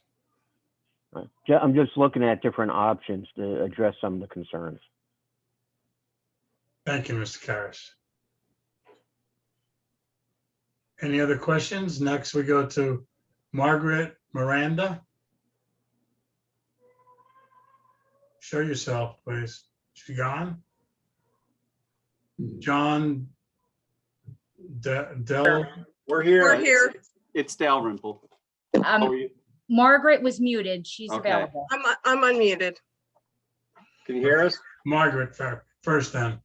Okay. 504 Newark Avenue. I am the property adjacent to the Newark Avenue parking lot. And What's your I last have name? Miranda, Merenda. One of the questions we have is that first that Well, who's speaking now? I'm sorry, this is her husband, Tony. Okay. I just wanted to say also the renovation work that they did do on the property is very nice. No comment, just questions. Okay. Okay, so are they going to, the south side of the property, are they going to place gutters along the backside? Because the only gutter that is present now is gutters that we paid for to address a flooding issue. Your question is, are they going to place gutters on the south side? And Is that what Yes. your fascia, yes. Soften and fascia. All right, let him answer the question then. So that I don't know if that's part of my purview. In regards to the build, you're talking about the building gutters. Yes. So that I'm just the civil engineer. I wouldn't be regarding any of the building features. Okay, The well, our architect- question is, The architect testified as to the building features earlier. And he did not mention. he did not putting mention gutters. Gutters across the back end, the south end of the building. No, he did not, and we allowed time for people to ask questions of the architect, and no, that question was not asked. Right. Is the architect available to answer that question? Yes, I am. And realize that this is a phased project, and we did the work on the first phase. And yes, there will be gutters on the back of the building. As long as they can work, we'll get them. And as the engineer testified, is we're taking most of the roof drainage and putting it into a drywall system. So that's going to help out also. But the intention is to complete the project and have everything drain as efficiently as possible. And we will have gutters. Any other question? Yeah, I don't know how to put it into a question, but I have a lot of concerns about having You that. can do that dumpster. later at the end. You can do that. Okay, why is the current dumpster situation moving from an area that is higher and less prone to flooding, which would create an unsanitary situation, being moved to an area that is lower and is prone to flooding? I'm not sure I understand the question. The refuse in the area of Newark Avenue is essentially in the same location, just. No, it is not in the same location. You are moving it. You are Can you moving please it. let him answer the question? Okay. So the Newark Avenue, right at the location, I'll go to the picture. It's on this side of the property. It's moving to the opposite side of the property. The elevation is essentially consistent across that. It slopes down as you go further down into the site towards a trench drain back there. But right now, we're just moving it from one side to the other and enclosing it. Basically right where our kitchen is. And Yes. the grade does drop. The grade does drop there. Significantly down, and that it will also, I'm assuming you're keeping this enclosure up away from the single man door that it gives them access to the back of the building, which is going to move it up closer to our living area of our home. So yes, it's away from the man door, and it's like I said, it's essentially directly across from where it currently is. So I know there's going to be additional testimony, possibly from the client to testify about, the need for that area and stuff. We could certainly look at moving it, and we'll, I guess, see what the circulation and the need for that refuse area would be with when Mr. Siegel testifies. That would be appreciated. Also, the block wall, the retaining walls on either side of the property our side is considerably damaged, and I want to know, are they going to replace the chain link fence on it, or are they just going to dress it up? Because it's actually the cinder block Questions, wall. please, one at a time. Okay. The cinder block wall has been damaged by tenants pulling into it. So having lived here and witnessed the parking situation, I'm not convinced that adding a space and moving where the refuse is currently located is actually going to create a safer situation. In my opinion, it may actually. This is not the time for your opinion. Okay, sorry, but we have concerns not because of that. It's question time. So listen, this is an important application for all the people that are here listening to it. It's important to the applicant. It's important for the board. It's now pushing 9 o'clock. So if people have questions, you're certainly entitled to ask questions. But if everybody who comes up keeps interjecting opinions and we have to stop and start over again, it just delays the process unnecessarily. So I apologize. I apologize. I'm addressing this to every. All right, please don't interrupt me, please. I'm addressing this to everybody who's on the call or on the video. It just elongates unnecessarily the process. You have a question, you're entitled to ask a question. But also, we can't have people asking the same question over and over again. So with that being said, I turn it back to the chair. John, it's Dale Rimple. Oh. Hi, I've written my questions out, so hopefully I can keep this to questions. Address, so please. I'm 514 Newark Avenue. Go ahead. So I've lived there for almost 15 years, and in that time, almost no one has used the lot behind the house. I think people park on Lake Terrace. It's not a question, sir. I'm getting to the question. Don't cut me off. I'm trying to save time. I think people park. Mr. Dalrymple, did you hear what I just said before? Was a study done of apartment residents, whether they would use the lot if it were available? And how many spaces might actually get used? Hey, Christy? Yes. We're going to, we're going to have to start using a mute button. This is not a question. This is. Was a study done of apartment residents, whether they would use the lot if it were available, and how many spaces might actually get used? That's a question. No, it's not a question. Yes, it is. It's a question. Was a study done? I thought you said a study was done. No, I asked if a study was done. You cut me off before I got to finish. I was giving some framing to explain why I'm asking the question, and then I asked the question. Continue. So that was it. Was a study done to see who would use the lot? Because I think people park along the street because it's convenient to their homes. I'm asking if the lot is going to make a difference. No study was done. Okay. Thank you.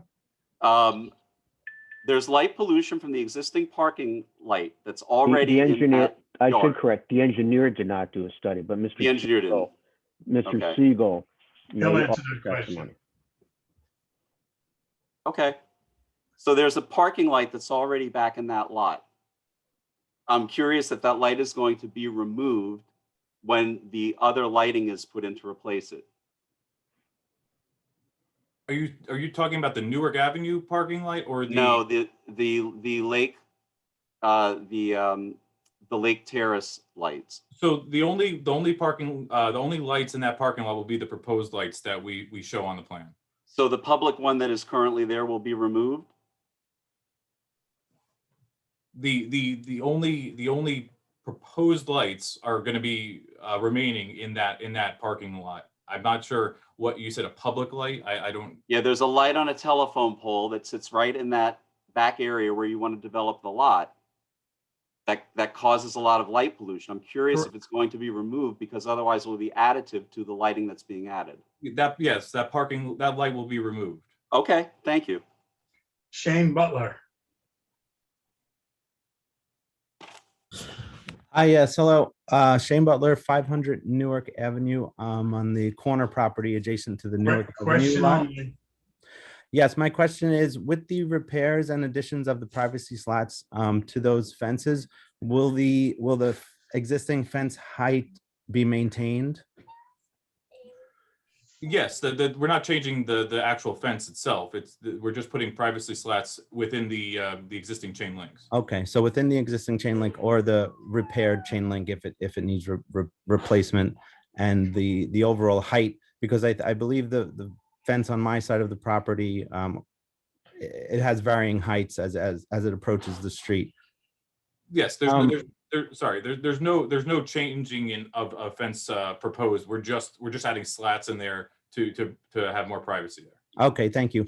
And my next question or last question is there even truly a need for the trash refuse in that Newark Avenue parking lot? Because from my experience, many tenants walk all the way around the block just to drop their trash into that refuse. We'll have Mr. Siegel. He'll address that. He's going to testify. Okay. Thank you. That's all. Youngham. 506 Newark, this is Walt Younghands. The question was answered about the gutters on the back of the building. The siding was not done on the back of the building or painting of it either. Can I assume that that's the next phase? Mr. Siegel's going to address that. Okay, thank you. Julie. Wait a second. You just told me that the siding was done on the No, back. that's why Mr. Siegel testified. That's why I'm going to have him testify. There was an issue in getting to it, and he's going to address that. Didn't address it to you yet. Okay. Julie. Okay, Julie Newtitis, 605 Newark Avenue. My question is on the Newark Avenue parking lot. The walls are going to be repaired and privacy slots are going to be put in. What color are the privacy slats going to be? I think that's to be determined, but I think they're typically they match the chain link fence. If so green is a typical one. It could be black. I think they come in multiple colors. White. Would there be consideration given to maybe go down a more aesthetic approach and maybe do some kind of landscaping? It's a bit of an eyesore right now. So would there be given consideration to maybe doing some more aesthetics?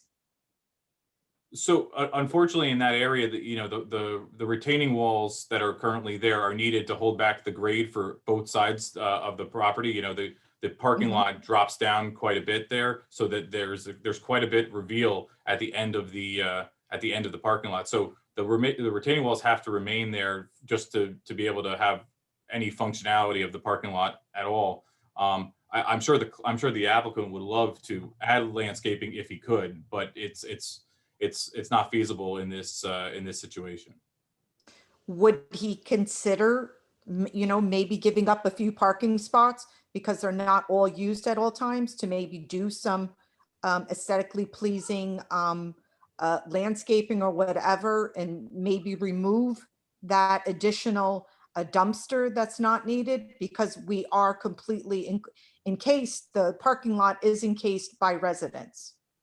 That's a question for Mr. Siegel. He'll respond to that. Okay, thank you. Okay, thank you. Any other questions from the board before we move on? Mr. Karas, continue. what I'll do is I'll have Mr. Siegel, there are a number of questions that he should be addressing and that he'd like to clarify and offer testimony on. So I'm gonna have him testify next. All right, I don't think we swore him in, so. No. So that's Peter Siegel. Correct. All right, state your name and address, please, Mr. Siegel. Hi, Peter Siegel, 1412 Main Street, Asbury Park. Raise your right hand, please. Do you swear or affirm to tell the truth, the whole truth, and nothing but the truth tonight's proceeding? I do. Thank you. Okay.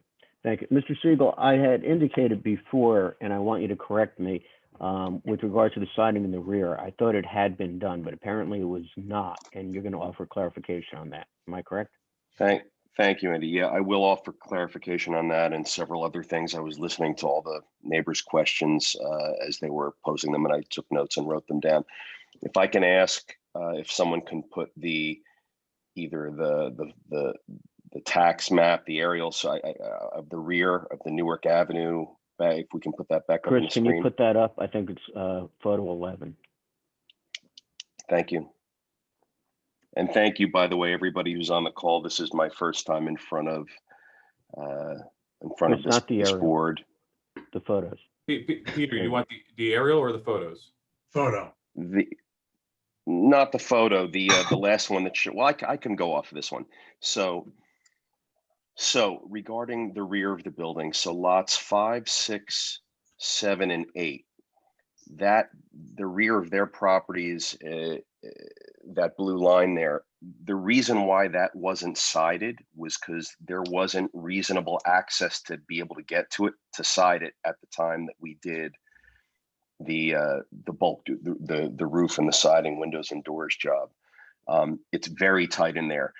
Behind lot, it looks like 9, there's 5 feet. Behind lots 5, 6, thank you. Behind lots 5, 6, 7, and 8, there's like, it's I don't know what it is, but it's very, very, very narrow, and there was no reasonable way to get back there to put on siding there. So that's why it wasn't done. Additionally, there's like utility poles and things. It was impossible to do that. We had considered it, and we actually wanted to do it. It was part of the original work scope. And then the contractors said, look, we just can't get back there to do it. So that's why it wasn't done. I am happy to paint it. I was planning on painting it. It is the existing masonry wall that has sort of like a textured stucco surface. And so I'm planning on painting it the same color gray as the rest of the building has been sided. And as Mike Savarese, the architect, had mentioned, this has been a phased job. So we've done lots of things over the time that we've owned the property, sort of in a consistent time frame. We haven't done everything at once. So that's regarding the siding. Regarding the gutters, I think we're talking about the neighbors in lots 5, 6, 7, and 8 having mentioned gutters along the back of the property that shares their property line. Is that correct, Andy? Where that blue line is? So that's what I heard. So we put in all new gutters already. So all the gutters in the building were all replaced. We put in gutters where there were none. We put in, we replaced gutters where the old gutters that were just failing were. We put new gutters in. Along that back part of the property, I don't recall if there's gutters there or not. I'm hearing the neighbors saying that perhaps there's not, or I heard one person say that I think she said she paid for gutters. So I'm interested to know the history behind that, although I'm not sure why she would pay to have gutters put up on a property that wasn't hers, but I'm happy to be accessible to you guys and talk to you offline after this meeting about that. But we will put up gutters there if there are none and it's causing an issue where I'm absolutely happy to do it. the work scope that we hired the contractor to perform was to replace all the existing gutters, and in some cases put gutters in where there were none. I don't recall about that backside particularly specifically regarding the installation of new gutters where there weren't any, but I'm happy to do that if it's possible, and I'm sure it is, unlike the siding back there. I'm happy to do it. So it's something I'm amenable to doing. Peter, about the rear, there are issues about or concerns about the garbage in the back off of Newark Avenue and also access into the building. If you can go, and then also parking back there. Why don't we take it step by step? Can you talk about the access into that building in the rear, what that provides access to, who utilizes that, and the flow within the buildings? Sure. Can I ask Chris, can you put up that photograph looking from Newark? Yeah, that one. There you go. So you see those two salmon pink garage doors. Part of the phasing of the work, I'm going to address the doors. I haven't yet, but I will. They're functional and they're operational, and they're just sort of that old salmon pink color that the whole entire building was for about 50 years. But I'm getting to that. So that's what the garage doors. To the left of the two garage doors is an entry door into the lower level of the eastern portion of the building. And to the gentleman that was asking about having an ADA parking spot there, it's not possible to have one there, but we are, as the engineer said, putting other ADA features around the property in compliance with what code calls for. The reason why ADA parking isn't necessary or needed there is because once someone who's handicapped parks in an ADA spot that I hypothetically would create for them, now there's just no way for them to get to their apartment. That door that you're looking at to the left of the two pink garage doors is a hallway that sort of winds through the lower level of the property. It goes up a bunch of spiraling stairs, and then you get to this courtyard upstairs. So there's just there's no elevator there, and it's all walk up and all manual access, and it just wouldn't be a reasonable or possible place to put an ADA parking spot. So that's the parking spot and also the circulation. But what that door does do, it does two key things for the property's residents. Number one, it provides access to the parking lot, which they use. Number two, it provides access to the refuse, which they use. And we're here talking about the refuse, and is the refuse in the Newark Avenue lot needed? And the answer is absolutely, it's needed. The reason is the Lake Terrace lot shows two refuse containers. We're discussing where the best place is possibly to locate them, but there's two that's currently shown on the plan. And if you remove the Newark Avenue refuse, you now increase the intensity of the use of the Lake Terrace refuse, and you would reduce the parking. You would absolutely be assured that the trucks that come in have to come in a straight shot, because there's just not going to be any way for them to access more refuse containers, because we're going to have to locate them in such a way that's not going to be able to take advantage of the straight shot that's currently on the plan. So unless we dedicate more space to the Lake Terrace lot for refuse and substantially reduce the amount of parking that we're currently proposing making available on the Lake Terrace side, it's just not really feasible, desirable. I shouldn't really say desirable, because I'm listening to all the neighbors and everyone's got different desires depending on where they live. The neighbors on the front side of the building, on the Lake Terrace side, who I've spoken with, are very pleased with the proposed site plan, and I apologize that I haven't spoken with the neighbors on the back side.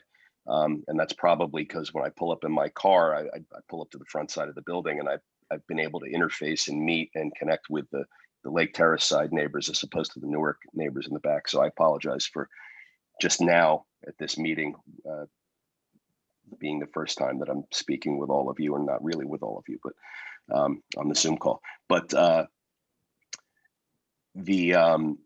refuse on the Newark Avenue lot is absolutely necessary to help disperse the intensity of both the parking and the access to the refuse. It's also quite a far distance, if I may, Andy. It's also quite a far distance for the people in that building that's shown in that portion of the building. We can see those small windows up there. There's 4 apartments above the 2 pink garage doors, and then there's a whole section to the left of the door, the part of the building that doesn't have the siding on it in the back, if you will. All of those apartments use that Newark Avenue refuse, and they use the Newark Avenue parking. The alternative is for a very long walk around to the Lake Terrace side, and it's an impediment for the residents that live there. What about the parking? Somebody had asked whether or not a survey had been done in the residence. I indicated that the engineer had not done one, but have you done one? Yeah, we are very active and engaged with our residents, and all of our residents have expressed a need for a functional and a safe and increased amount of parking. There's not enough parking for them. The lot that's there now there is an existing lot. We can see that. Accessing it is intimidating and discouraging. So people tell me that they just choose to park on the street because why bother going up the narrow driveway with a steep ramp, and it's all like cruddy up on that lot, and it's not inviting, and it's just not a pleasing place for them or an inviting place for the residents to want to go do it. It's really one of the main things that's the motivation behind us spending. I mean, I don't know what we're going to spend. I think it's going to be a lot of money, if we can all agree on that, for really no added revenue. Usually I want to spend money on revenue generating items. I'm a developer. I want to, renovate apartments and make them nicer and get more rent, which is what I've done. This site was so poor and so lacking that, it begged for an upgrade and improvement. I think we can all agree, although we're talking about the details of it, which is good. But the alternative is I've put the siding and windows and doors and the new roof on. I've renovated the apartments, and I've gotten new tenants to move in. And the alternative was to not do anything to the Newark Avenue lot, into the Fletcher, the Lake Terrace lot, and just let all the cars park out on the street. And I wouldn't spend all this money, and the return on investment calculation is much better if I leave it alone. But the tenants really wanted parking, and in a well-lit area. They wanted bike racks. They wanted these things. And as I think any resident of any multifamily community would. And so that's why we considered upgrading the site. To the purpose of this application before you guys tonight was to really address the needs and wants of our tenants. And again, I have had significant exposure to communicating with the single family homeowners and the residents on the Lake Terrace side of the building, the front side of the building, over the past couple of years. And I've gotten to hear their comments and their feedback, and I feel a little deficient that I haven't had the same experience with the neighbors on the Newark Avenue side, the rear of the building, until this call tonight. And I'll remember that for future applications. I didn't think to speak to my neighbors in the back. And it's nice to hear their comments and their concerns here tonight. So I hope that I'm answering the questions, Andy. That's all that I have. Thank you, Peter. Mr. Siegel, question in reference to the back wall. Is the problem because your property ends 5 feet?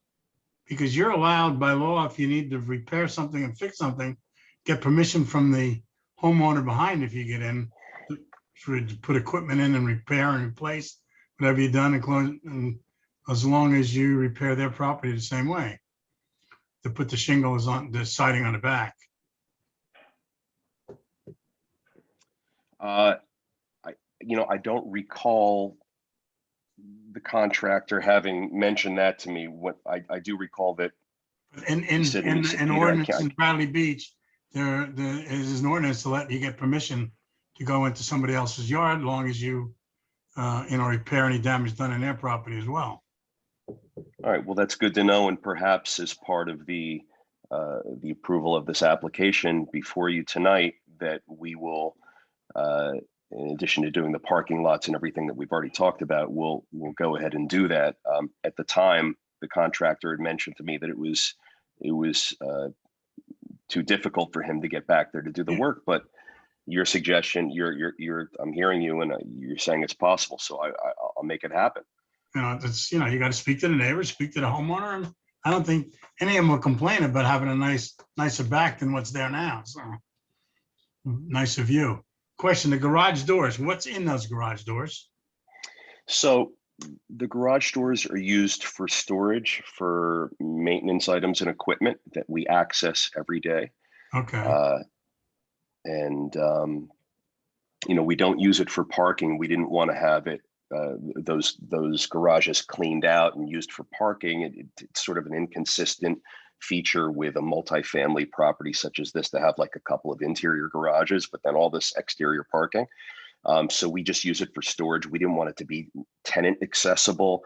We didn't want there to be, because there's people that live above it, and we didn't want there to be exhaust or noises or whatever. So we're thinking about those kinds of things. So we when the previous owner of the property moved out, she lived there. She had personal storage there as well. So we kept it as storage. We felt it was better used as storage for us because we had a need for it.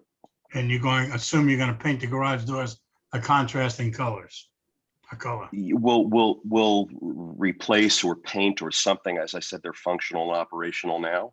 Mm-hmm. But we'll do something that's very nice. I don't want the whole building to be great, but have crappy garage doors. We don't want them pink or whatever color they are. Right. I don't want them pink either. I said contrasting. And then there was some. I heard questions, and it came back to how to eat a question. The curb stops in the parking lot in a couple areas where some of the neighbors were concerned. I'm happy that you brought that up. It was on my list of things to address as well. That came up both in the Newark Avenue lot and in the Lake Terrace lot about car safety. And it's something that I hear a lot when I make applications for parking lots, where neighbors say that they have a concern about a car, hitting the gas and going through the wheel stop and going through the fence and going through the buffer and then ending up in a yard or a porch. In my 35 years doing this, that's never once happened in any of my properties. And I certainly recognize that it's a possibility that it could happen, scientifically and technically that could happen. I'm just not sure that we're really talking about something that's a reality. But I'm a neighbor with everybody here. I want to be amenable to working through whatever the issues are.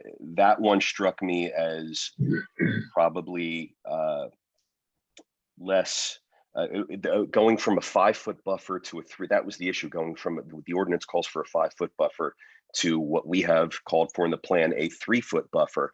I'm not sure that the lack of 2 feet in buffer creates any less safety, because there's already a fence, there's a 3-foot, not a 5-foot buffer, and there's wheel stops. So I'm not sure what the loss in safety and therefore the corresponding increase in concern for risk is by going from a 5-foot buffer to a 3-foot buffer. And I just wanted to put that out there because, I'm concerned for everyone's safety as well. I have young kids and, I certainly wouldn't want them to play in an, excuse me, in an area where there's a risk of a car or truck coming through wheel stops and buffers of landscaping and fencing, obviously. But I'm not certain that there's a very measurable loss of safety and a very measurable increase of risk by going from 5 feet in a buffer to 3 feet in a buffer. And I think that's what Chris's design adequately addresses some safety, the safety issues. I would rethink the curb stops. Would you be We're gonna opposed to put them curb in. stops? Oh, you're going to, We're fine with that. okay, Oh, yeah, we're absolutely going to put them okay, in. Absolutely. no problem. Peter, one other question. The comment was raised about the trash enclosure for the parking lot coming off of Lake, making that a block or concrete. Yeah, I didn't and understand that. And I was listening to, I believe the gentleman's name was Rappaport. Forgive me if I got That's who it was, correct. Thank you. And he made a comment about something like 1 a.m, something slams down and maybe, I wasn't really understanding that, but we're calling for the refuse to be enclosed.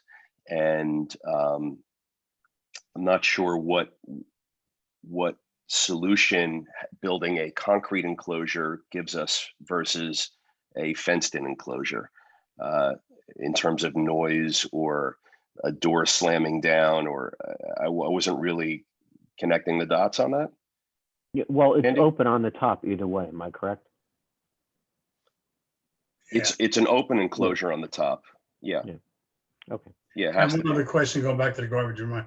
I saw, and I think it was put in a couple situations where they come here, I know in other towns, where the garbage collection, to make it easy for neighbors, they gave them like a window, from 8 to 12 or 8 to 2, and that could be part of your contract with the garbage. They do that on the 2 stops here on Ocean Park. There's when I remember when that contract went in, it had to be during certain hours. It couldn't be 2 in the morning, whatever it was. It's part of the contract. It had to be different areas. And when there's a small area that he used like a Kubota to go pick it up and bring it out to the truck. That's part of the contracts. So that's something, Yeah. Mr. Siegel, I think you have to work it out and you get it in, daylight hours where it doesn't disturb the sleep of everybody.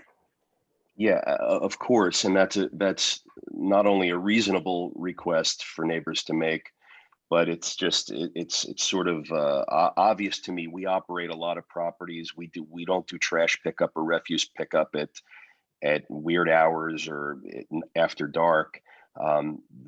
We use local companies. We don't use big conglomerate companies like Waste Management. Like, we don't contract with them. We use DeLissa. They're nearby, for example. But the list I know does it. They were the ones who did it, and their contract was like between 8 and 2 or something like that during the day. So yeah, they come during the day. But Yeah, that could be in part of the making this application.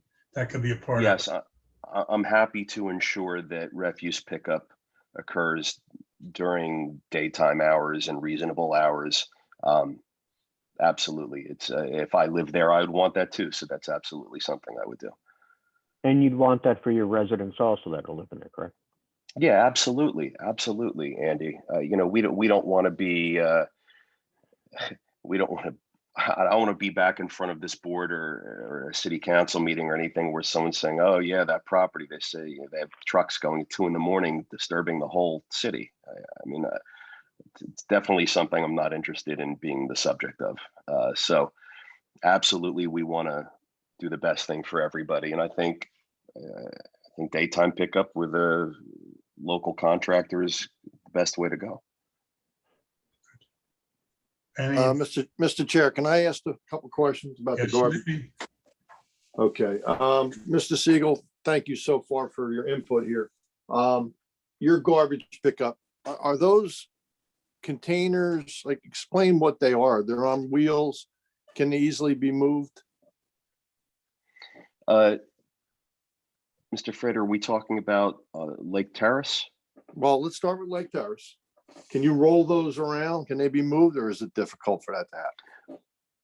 It's difficult for that to happen. These are 6-yard. I think Chris can. I'm looking at you, Chris. You can just nod yes or no. Are they 6-yard containers we're calling for? Okay, yeah. So they're 2 6-yard containers. They weigh 1 billion pounds. There's no, if you, me, Chris, and Andy and Harvey Rosenberg, who I'm looking at, all went and tried to like say 1, 2, 3, heave and push it, we probably couldn't do it. Okay, I'm asking for a reason because I want to establish that they have to have pretty much a head-on situation for picking up.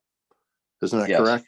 So we Yeah, can't that's move them correct. to the sides of the parking lot because there's no way a truck could configure itself to turn and pick up the garbage. So the only real place you can have it is along that back property line.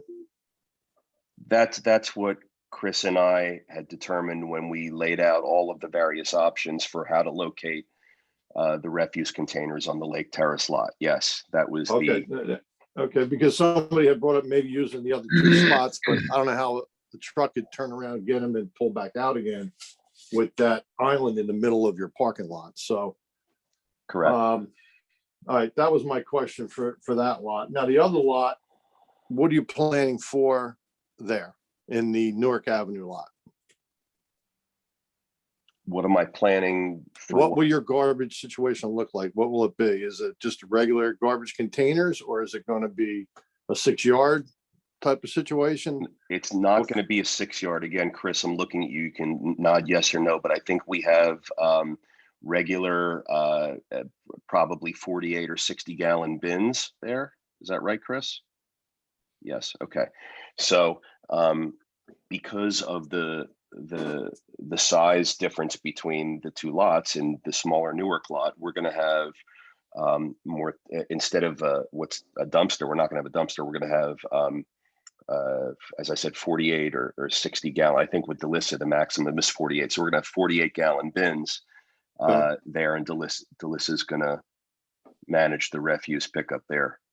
And I just wondered if it were possible or made sense. Your neighbor had the issue with their kitchen window in the back of their house. This is the Neighbor, lot 5. sir. Lot 5. Okay. Okay. And I realize the positioning of where you want the garbage is because you need to make the traffic work for the parking spaces that you're adding. Yes, sir. So for a garbage truck to get back there in a narrow aisle, that whole lot situation is tight.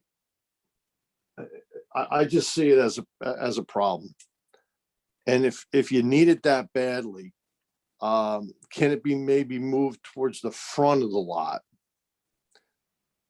In other words, take the first parking space out, even the second one if you have to. Build some type of enclosure that's not offensive to the neighbors, and then move the parking spaces back to replace the 1 or 2 that you lose. So a truck doesn't have to pull into the parking lot. It can pull up to it, and then the men can go grab the containers, the pails, and dump them and put them back. Jerry, would it be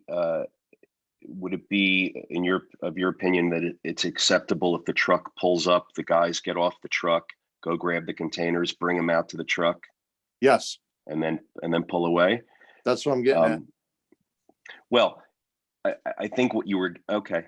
No, what I was getting at was leaving the bins in the same location, but having the truck pull. I'm sorry? Okay. No, continue. Yeah, the truck pulls up on Newark Avenue, doesn't pull into the lot, pulls up on Newark Avenue. The guys run, get the bins, dump the bins in the truck, and bring them back to the spot where they're located now. Is that acceptable? That's much more acceptable than having the truck pull into that lot. Yeah. Okay. Yeah. Well, we can make that a part of the work scope of Delissa. They do that at other properties of ours in the area.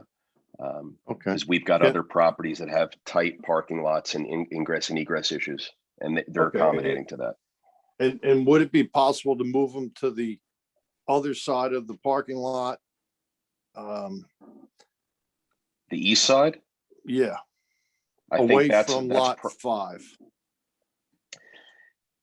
I don't know how that impacts parking with Well, required turnarounds. You may Can end you up bring up losing that- a parking, you may end up losing a parking spot, but Chris, can you bring up that photo, the back of the building there? Why don't we take a look at that?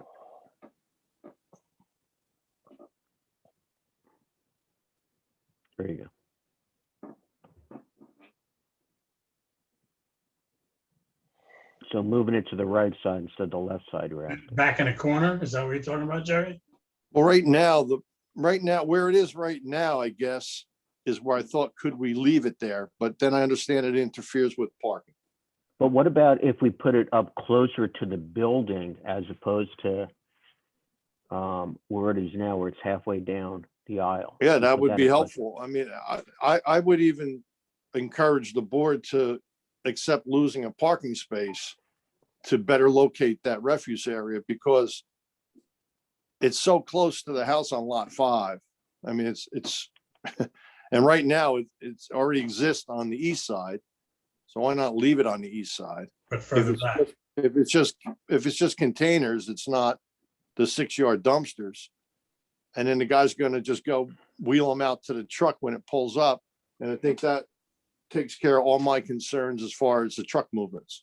Chris, can we go back to the site rendering?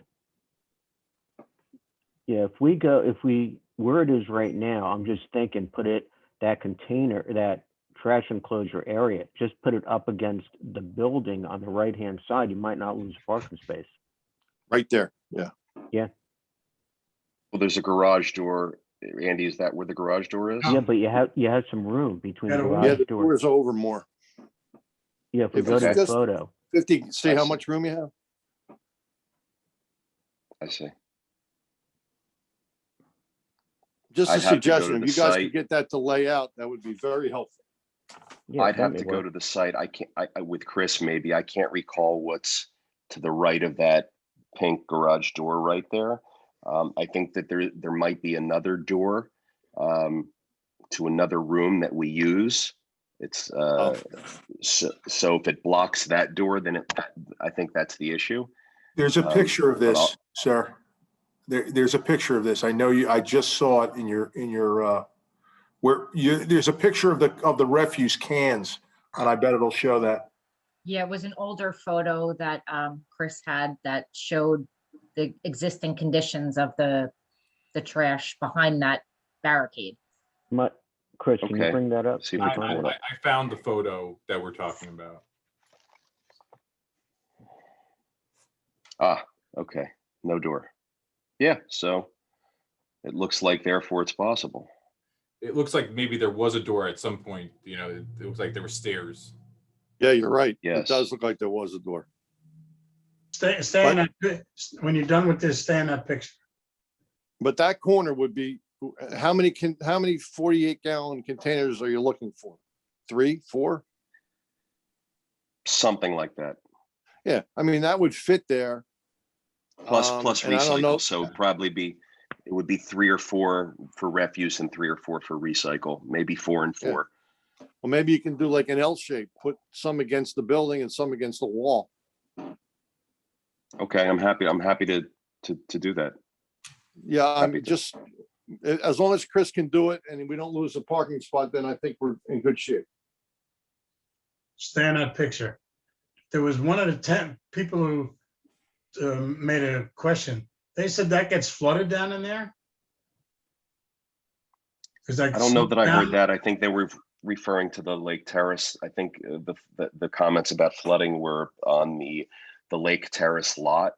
But where does which the water has- from that? Because the water, where's that flow water? It's going downhill. So where's it flowing to? There's so in front of the garage doors, you can't see it. You see there's like a strip of sand. It looks like sand there. Yeah. So the reason that sand is there, because that's where all the water runs, and there's a drain. And if you see along the left side, you can see half of a steel plate. There you go. He's on it right now. So that's where there's the storm drain is right there. Guys, you just got to get cleaned up, I guess. Yes, which we're doing. So let's talk about that for a second. You're gonna mill and pave the parking lot. You're gonna restripe it and pick up an extra space. and we're gonna Yes, sir. put the refuse containers in that back corner. What, that water that's there, can we do a little better job of getting it into the manhole so it gets out of the property? Like, can you add a drain or a pipe or something to pick up that puddle? I can, I'm not an engineer, but I'm amenable to looking into it. I'm not just giving you lip service. I will, if I can do it, I will. If I can Yeah, I expand don't mean to the be flow. piling on here, but I'm just looking at everything because I'm going back now to the gutter on the south side of the building. When that gutter, you have to have a downspout to the gutter, and it's probably going to head in the direction of this parking lot.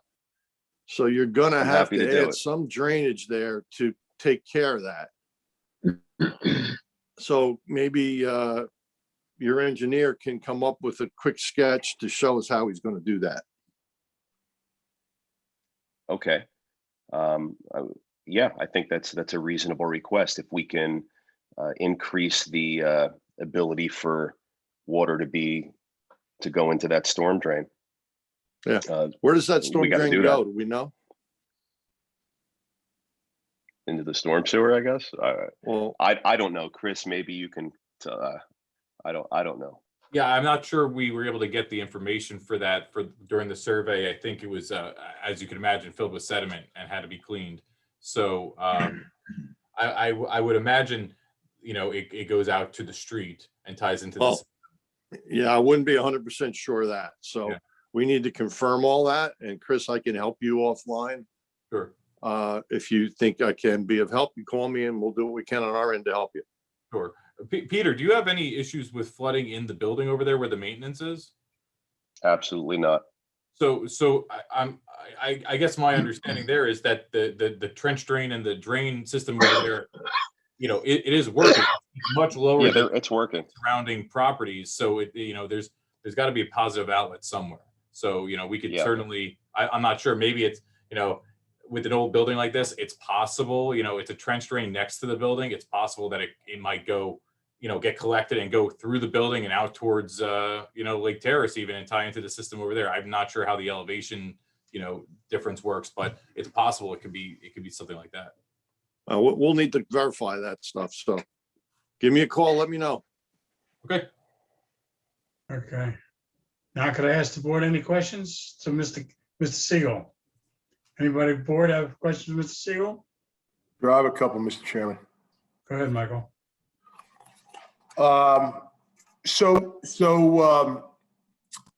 Obviously there's this question of the use of these lots and who uses them and whether they're in use. Is there any way that you can tie into your leases assigned parking and mandate that they park in the spots? Yes, So there is. At least you're getting the people off the street. That's a great point. The answer is yes, there is. And that is in fact our intention. And we do that at our other properties as well. Now, this is, we have here, Chris, what's the total? Sorry, what's the total parking, Chris?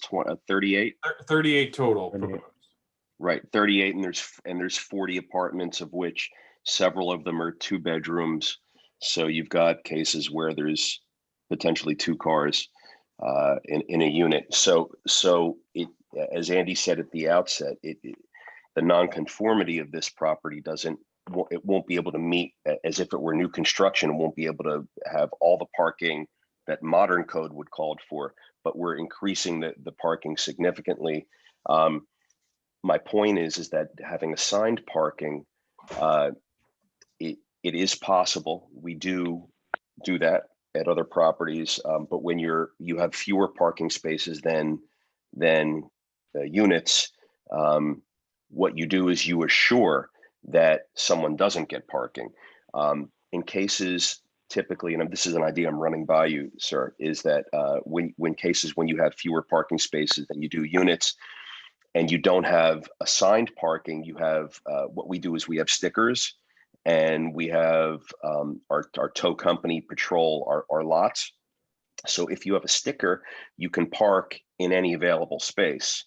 And what happens is throughout the course of the day or the weekend, there's traffic that flows in and out of the lots. So you don't get an assigned spot, but you get an available spot if one's open. And then if one's not open, if the lot is 100% full, well, then you have to take a parking spot on the street. And we've chosen to operate our properties like that when there's fewer parking spaces than apartments, because it guarantees the maximum amount of parking spaces will always be filled. I agree with what you're saying, but let's get at the functionality of it. If you live, we're all looking at the same thing. So let's say you live on the two buildings on the right. Mm-hmm. To me, and maybe I'm just lazy, I'd rather park on the street in front of my house than park in the lot around the corner. That's just me. If there's a way to force the people into the lot, it seems like it would alleviate some of the issues that the neighbors might have to get all the cars off the road. Because listening to some of the commentary, you could be building a beautiful parking lot that nobody uses because people are going to be like me that live in those right houses and be lazy and still park on the street. Yeah. But the problem you have is legally. I don't think there's a legal means on behalf of a property owner or a landlord to compel somebody and also to monitor whether or not they're parking on the street.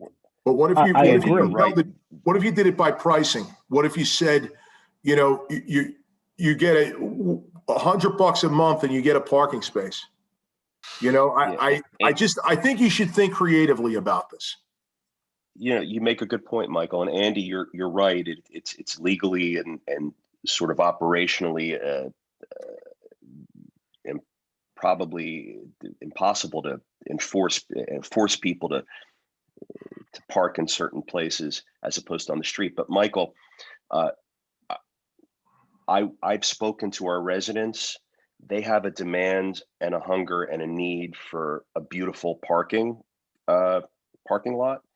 And the fact that there's not one now is, in my opinion, more the reason why they might be parking on the street when they're choosing to park on the street, rather than the laziness that you're referring to. You know, they're saying to me, you know, we need places for bikes, Peter. The lot looks like crap, Peter. Like, you know, we don't want to park there at night and walk around because the lighting's horrible. It's like all unlevel, and it's, you know, there's weeds growing everywhere. All right, so because it's getting late. Then answer me this: for the Newark Avenue lot, you're going to do 14 slots in there. It doesn't seem like, based upon that door that you were talking about, is circuitous and all of that, there's not 14 people in that eastern building, right? No, it's not 14. It's not What 14, is it? Michael. It's 10. 10. All right, you're going to do 10. Okay. Are there 10 people in that building on the east? That easternmost building? Yes, there's 4 units yeah. Because what I'm getting at is nobody on the left-hand building is going to park in the parking lot on a lower right-hand side. Correct. Right? You're going to always try to park closest to your business. All right. So I hope that you could try to mitigate this in some smart way. You alluded to, and if you can go back to that picture that had the where the old trash collection area was in the Newark Avenue lot. You alluded to the other side, Chris. There's your drain, Jerry. You alluded to that the previous owner used the pink garage door. Where did the previous owner live?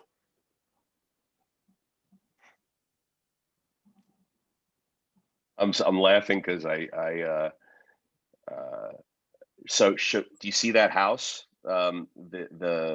Chris, can you scroll over the neighboring house to the east? Yeah, that guy. She lived there. Okay. She owned that house. So she owned the whole thing. Yeah, she owned. It was Marie Peretti, and probably a lot of you guys on this call are. She was around forever. Her dad built this building. She owned the apartment building in question, and then she also owned this house, and she owned a couple of other properties around. So when she up and left, we took everything off her hands, and it was yeah. All right, so now you're getting at my point. So you own that red house there? No, I don't. I sold it. Well, you just said that you took it off your hands though. I did, but I sold Okay, it. so, but you could have knocked that house down and created adequate parking for the entire thing. I Could no, you or there- could you have not? Then not you're sure what I talking about issues of an expansion of a non-conforming use. I'm asking a question. legally. This is my question, Mr. Karas. My question is this. At one time, you owned that red house, correct? Yes or no? Correct. Correct. Okay. Yes. You're coming to us and you have a problem because you don't have enough parking spaces. We often have people come to us and they want a variance. And one of the questions we ask is, did you try to acquire a piece of land next to it in order not to need this variance? And you, in fact, own the piece of property next to it and sold it. Is that correct? We owned it for a period of time, yes, But you before we owned made it. this application. Okay. Before And we you made chose the to sell it Yes. before you made the application. But you planned on making these improvements.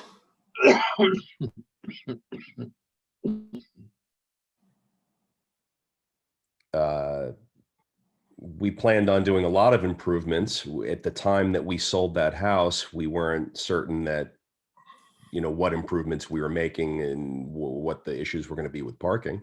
But we knew we were going to be upgrading and seeking to upgrade lots of things about the property. All right, you just testified before that you're a developer, right? Yes, sir. Is that correct? Yes, sir. So you would have an idea, if you're a developer, you'd have an idea that there's a relationship between units and parking, correct? Yes, sir. Okay. So you didn't know what you were going to do, but you probably had an idea how many units there were in this building, right? When you bought it, you knew how many units. Yes, sir. And you probably counted up the parking spaces. Yes. Right? And I would bet somebody, because you're a developer, you're not just a guy off the street buying a house, looked and said, we might have a problem here with parking, right?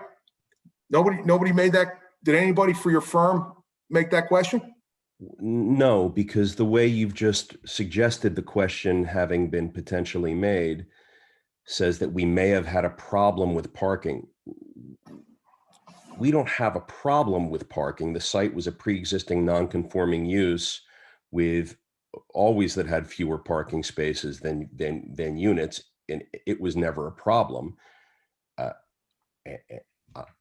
I would prefer not to spend the money and do all this work. I think it would just be a nice thing for the building in the neighborhood. I get nothing for this other than giving my tenants some more parking, but I don't get more rent from it. And the value of the building doesn't go up because I get more income or anything like that. So the hypothetical option of knocking down that red or pink house that was on the screen before and converting that into parking and somehow conforming with code, I'm guessing we might have picked up a few spaces had we hypothetically had done that, but the economics of that would have been prohibitive. So I chose instead, Michael, to work with what I had on the pre-existing non-conforming lot. Rather than, sure, I could go to all my neighbors and offer them millions and billions of dollars and buy all their properties and solve a parking problem. But you owned the property. It's not like you're going to one of these other people. You actually owned it and you sold it off. Right. Because the possibility of getting a couple of spaces, which is all you would have gotten on that tiny little lot, would have been disproportionate. Would have been disproportionate to the cost and the positive utility. Okay, thank you. Thank you.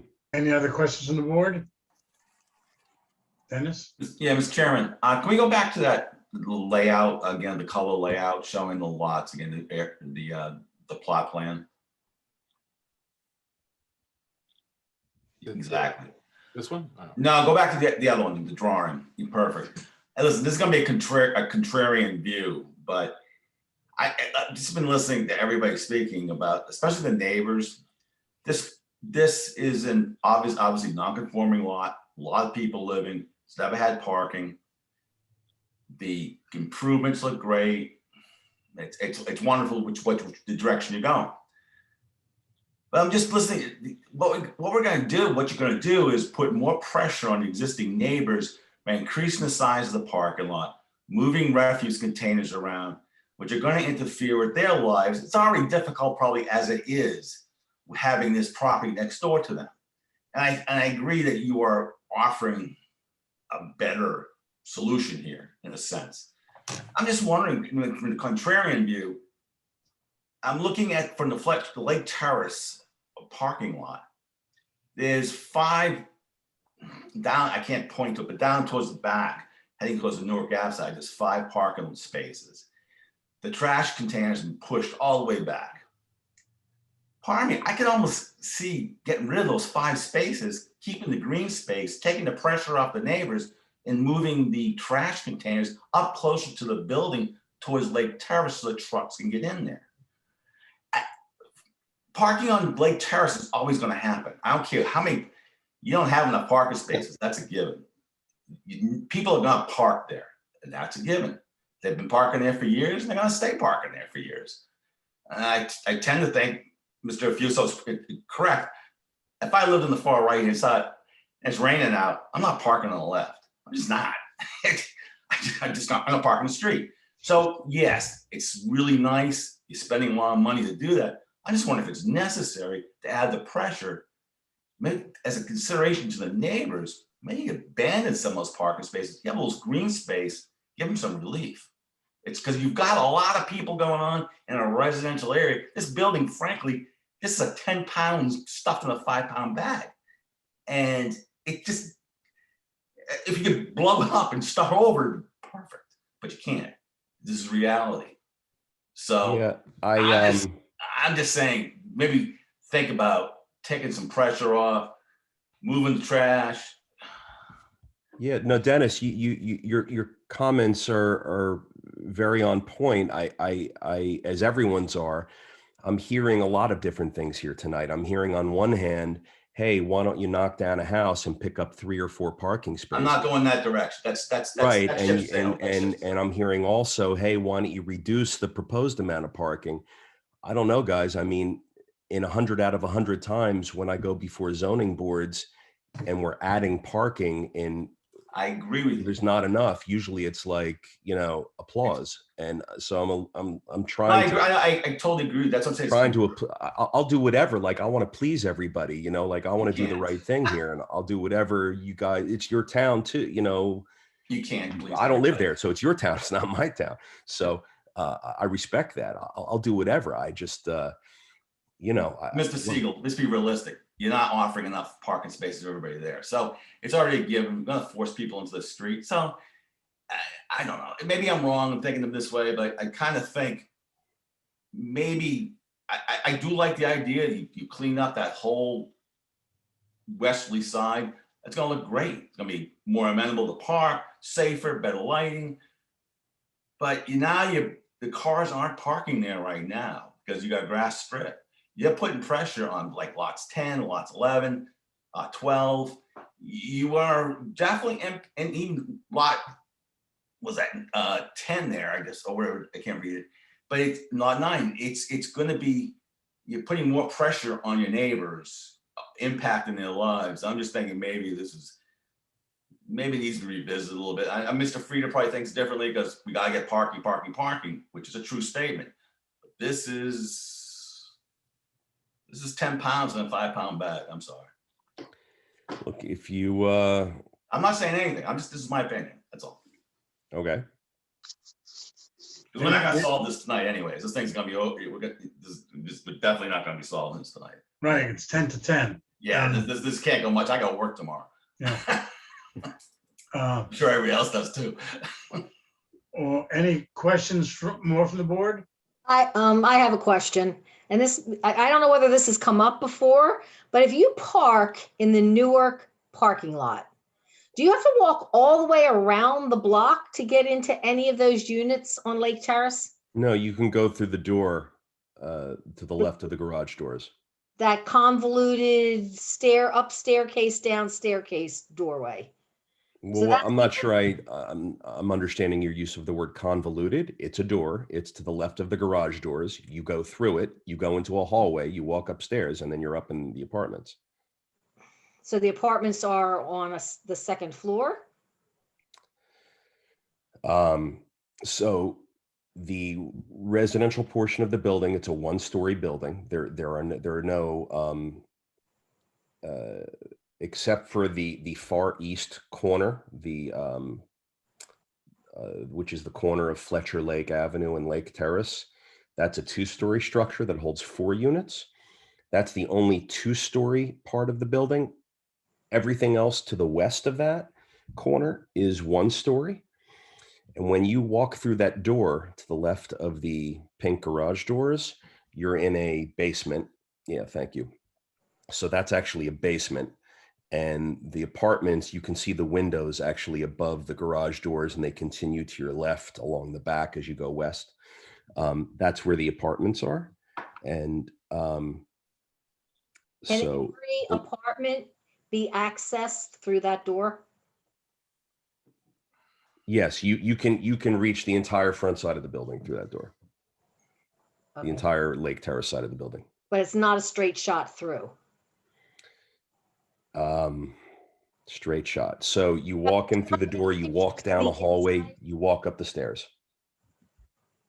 Okay. So it's All right. hallway stairs. Could you maybe for the next time bring pictures of the interior of that section?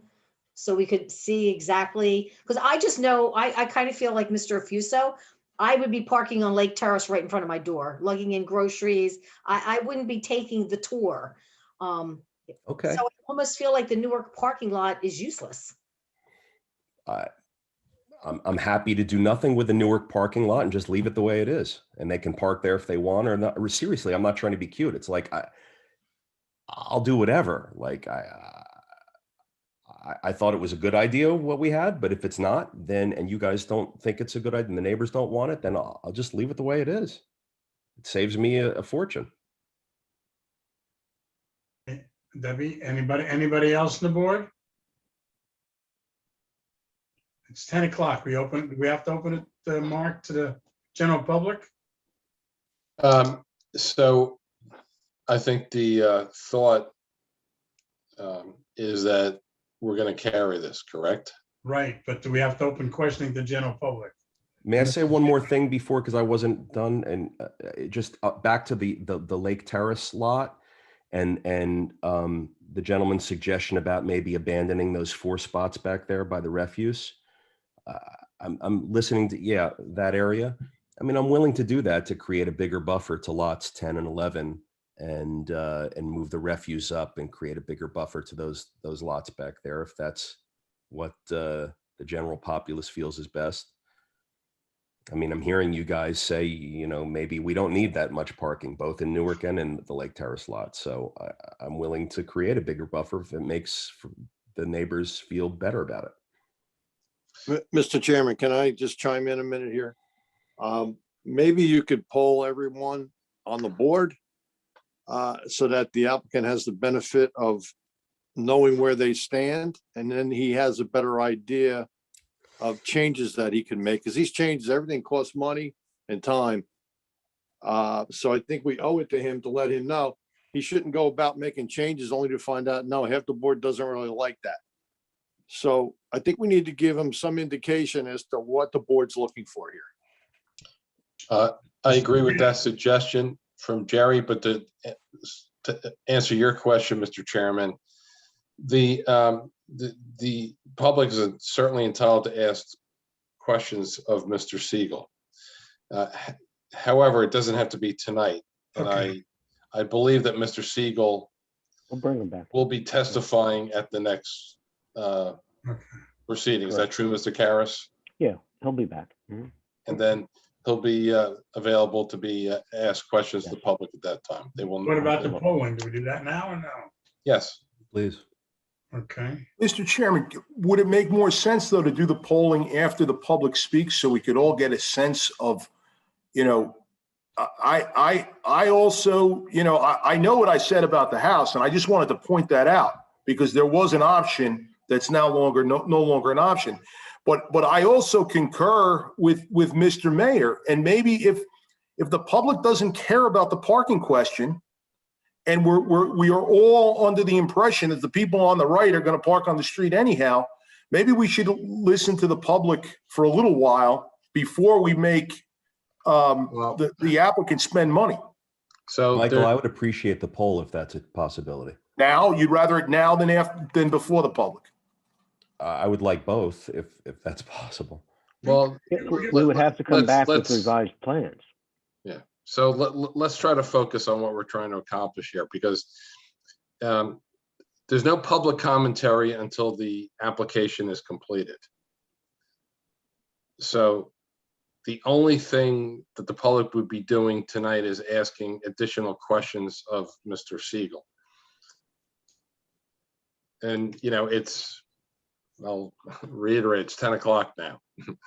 So there were questions asked by the public before regarding the parking situation, the lighting situation. So they're going to have the opportunity to ask questions of Mr. Siegel at the next meeting. They can ask questions of any witnesses, and then at the conclusion, under oath, they can give a comment as to the application. That being said, the application is obviously going to change. I think we should take a polling just to see where everybody stands at this point. Do you agree, Mr. Kittredge? I mean, that's up to the board, but I think that makes sense. Let's check with the board. Christie, could you just say if we're interested or not? Could you call the roll and ask that question? Interested in, Polling or not polling?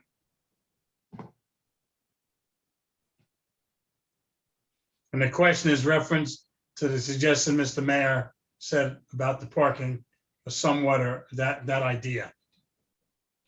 okay, regarding losing the spaces on the Lake Terrace lot Losing some spaces and the lake space and increasing the buffer to the other lots. right, and changing the location of the garbage on Lake Terrace. Well, the garbage would push further north. Yeah, well, I said just the location, so Okay. let's not hold you to the second. For polling. Mr. Chairman?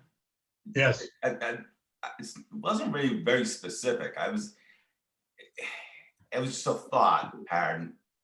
But it was actually. Is the applicant willing to reconsider having listened to the neighbors?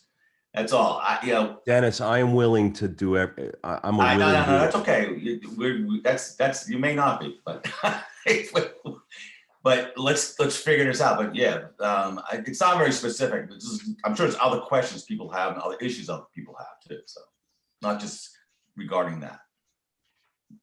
But one poll. Let's pull a poll for Mr. Kittredge said it's an idea, so. Christie, call the roll. Okay, I just wanted to make sure my notes are clear that what we're polling for. Ms. Brunel? I think it probably would be a good idea to pull some of the parking spots and the trash away from the neighbors. So yeah, I think we should slightly revise at least the parking lot on Lake Terrace. Okay. Mr. Wade?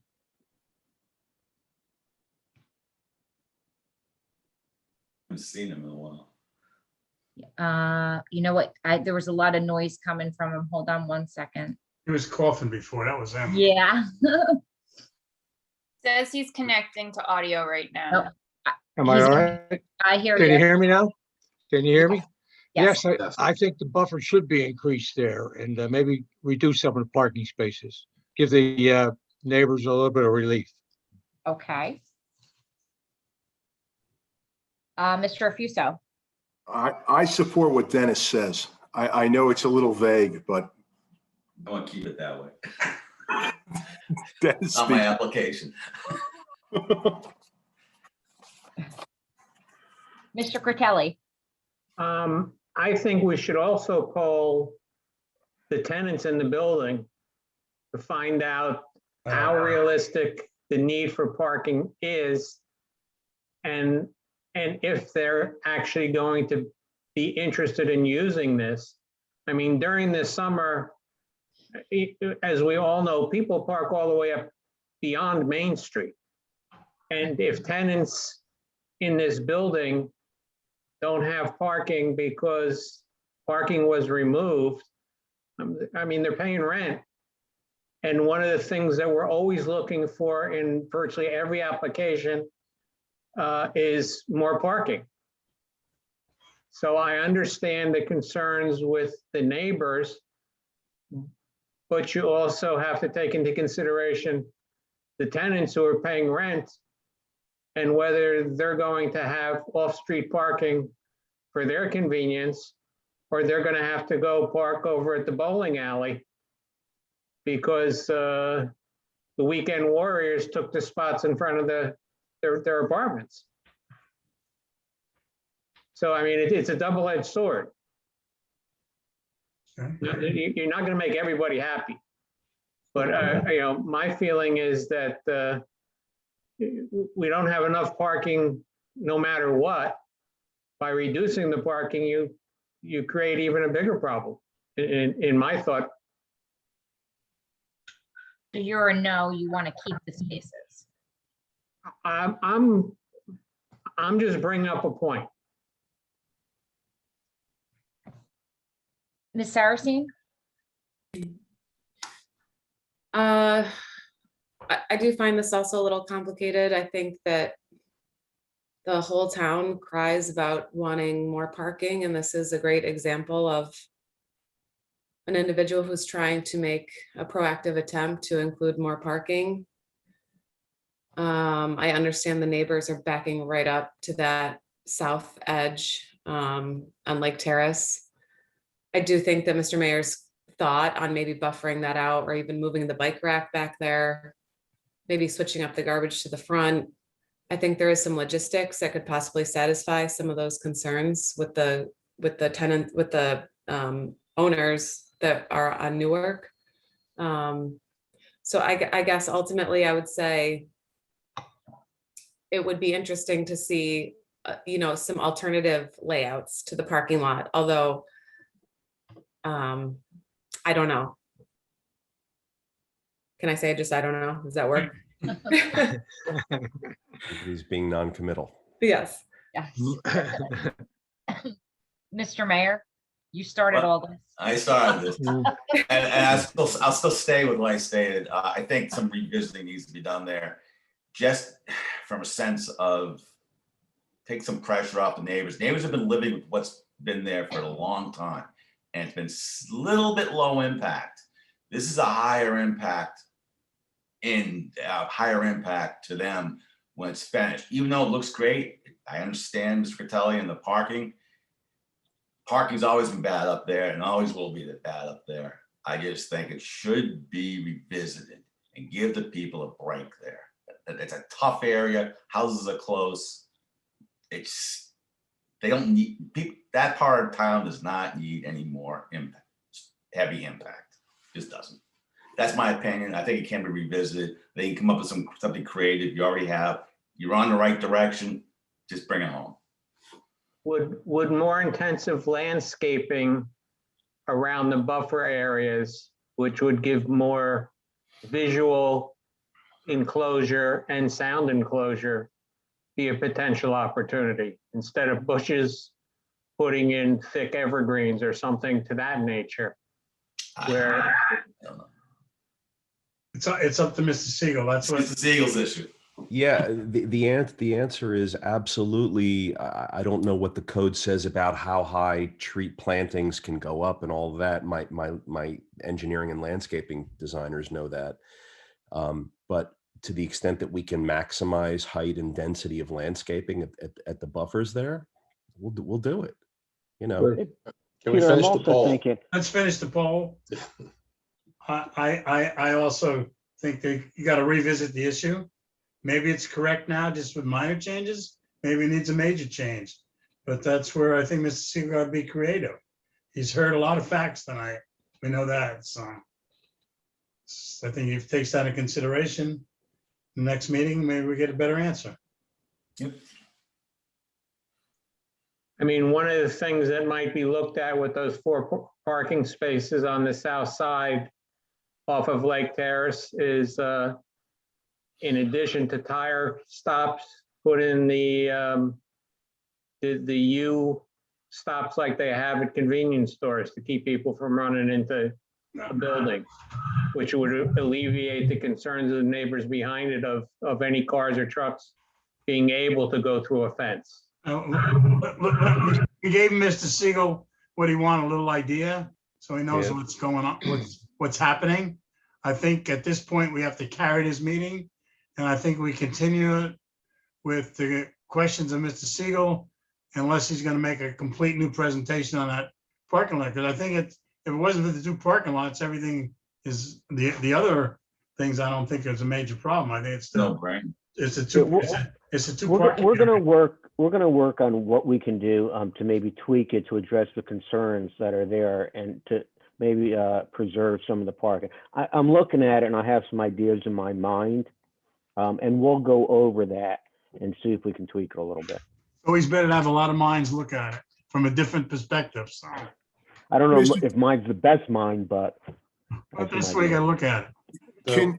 Can you also provide us a list of what else you're going to do? Like we talked about the siding in the back, whether you're going to do that or the gutter or whatever it's going to do, because I think it would be helpful for everybody to see the list of issues that were raised, what you're agreeing to resolve.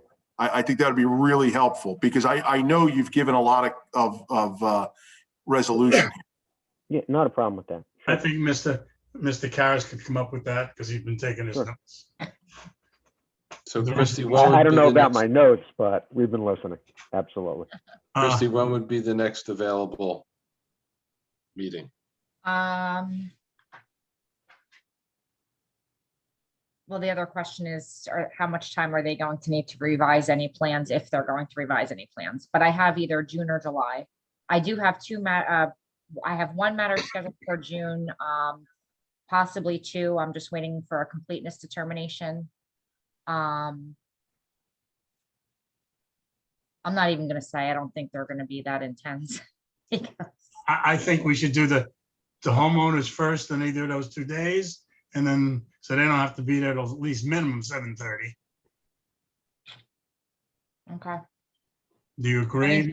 So it could either be June 17th or July 15th. Your call, Mr. Karras. Peter. June 17th, please. June Assuming 17th. Chris can get his tuchus in gear. With the landscape team and with you, Andy, let's. And that has to be in with 10 days ahead of 10 time. days before. Yep. So that means June 7th. So, we got to get rocking, which is what we do. So let's do it. I don't want to drag this out to July and whatever. All right. So That's agreeable. Is that agreeable? No further notice, assuming there are no new variances created. I'll make the motion. We carry this to June 7th. It'll be after the 2 homeowners. June hearing. 17th. June 17th. 17th. You guys will probably not have to show up till 7:30. Okay. Second. Take a roll. For 1 second. Ms. Brunel, Yes. Mr. Wade, Yes. Mr. Afuso, Yes. Mr. Fratelli, Yes. Ms. Saracine, Yes. Mr. Mayor, Yes. and Chair Rosenberg. Yes. All right, just to make an announcement for everyone who's on this call, the neighbors, this matter is being carried till the June 17th meeting. And there'll be no further notice. This is in fact your notice that'll be carried to June 17th. And at that meeting, you'll be able to continue to ask questions of any witnesses. And at the conclusion of the application, anybody on the call will be able to give a statement and opinion regarding the application at the conclusion of the testimony. My email is peter@rentjerseyshore.com. If anyone cares to if any of the neighbors or anybody else wants to email with me, make comments or reach out to me, That's my email address, peter@rentjerseyshore.com. I'm sorry, that was Peter at Rent, Rent Jersey Shore, all one word. Peter Rent, Peter at Rent. rentjerseyshore.com. And I would welcome your emails and the chance to speak further outside of these meetings, during these meetings, whatever you guys all want to do. If anybody missed that, you can contact me and I can give you that information. Thank you. I make a motion, we adjourn. Second. All Roll. in favor? Roll. Good night. Okay. Good night. Okay, thank you, Good night, everybody. guys. Everybody. Have- Have a Have a good good evening. night. Be Good safe, night. be Thank healthy. you. Good night.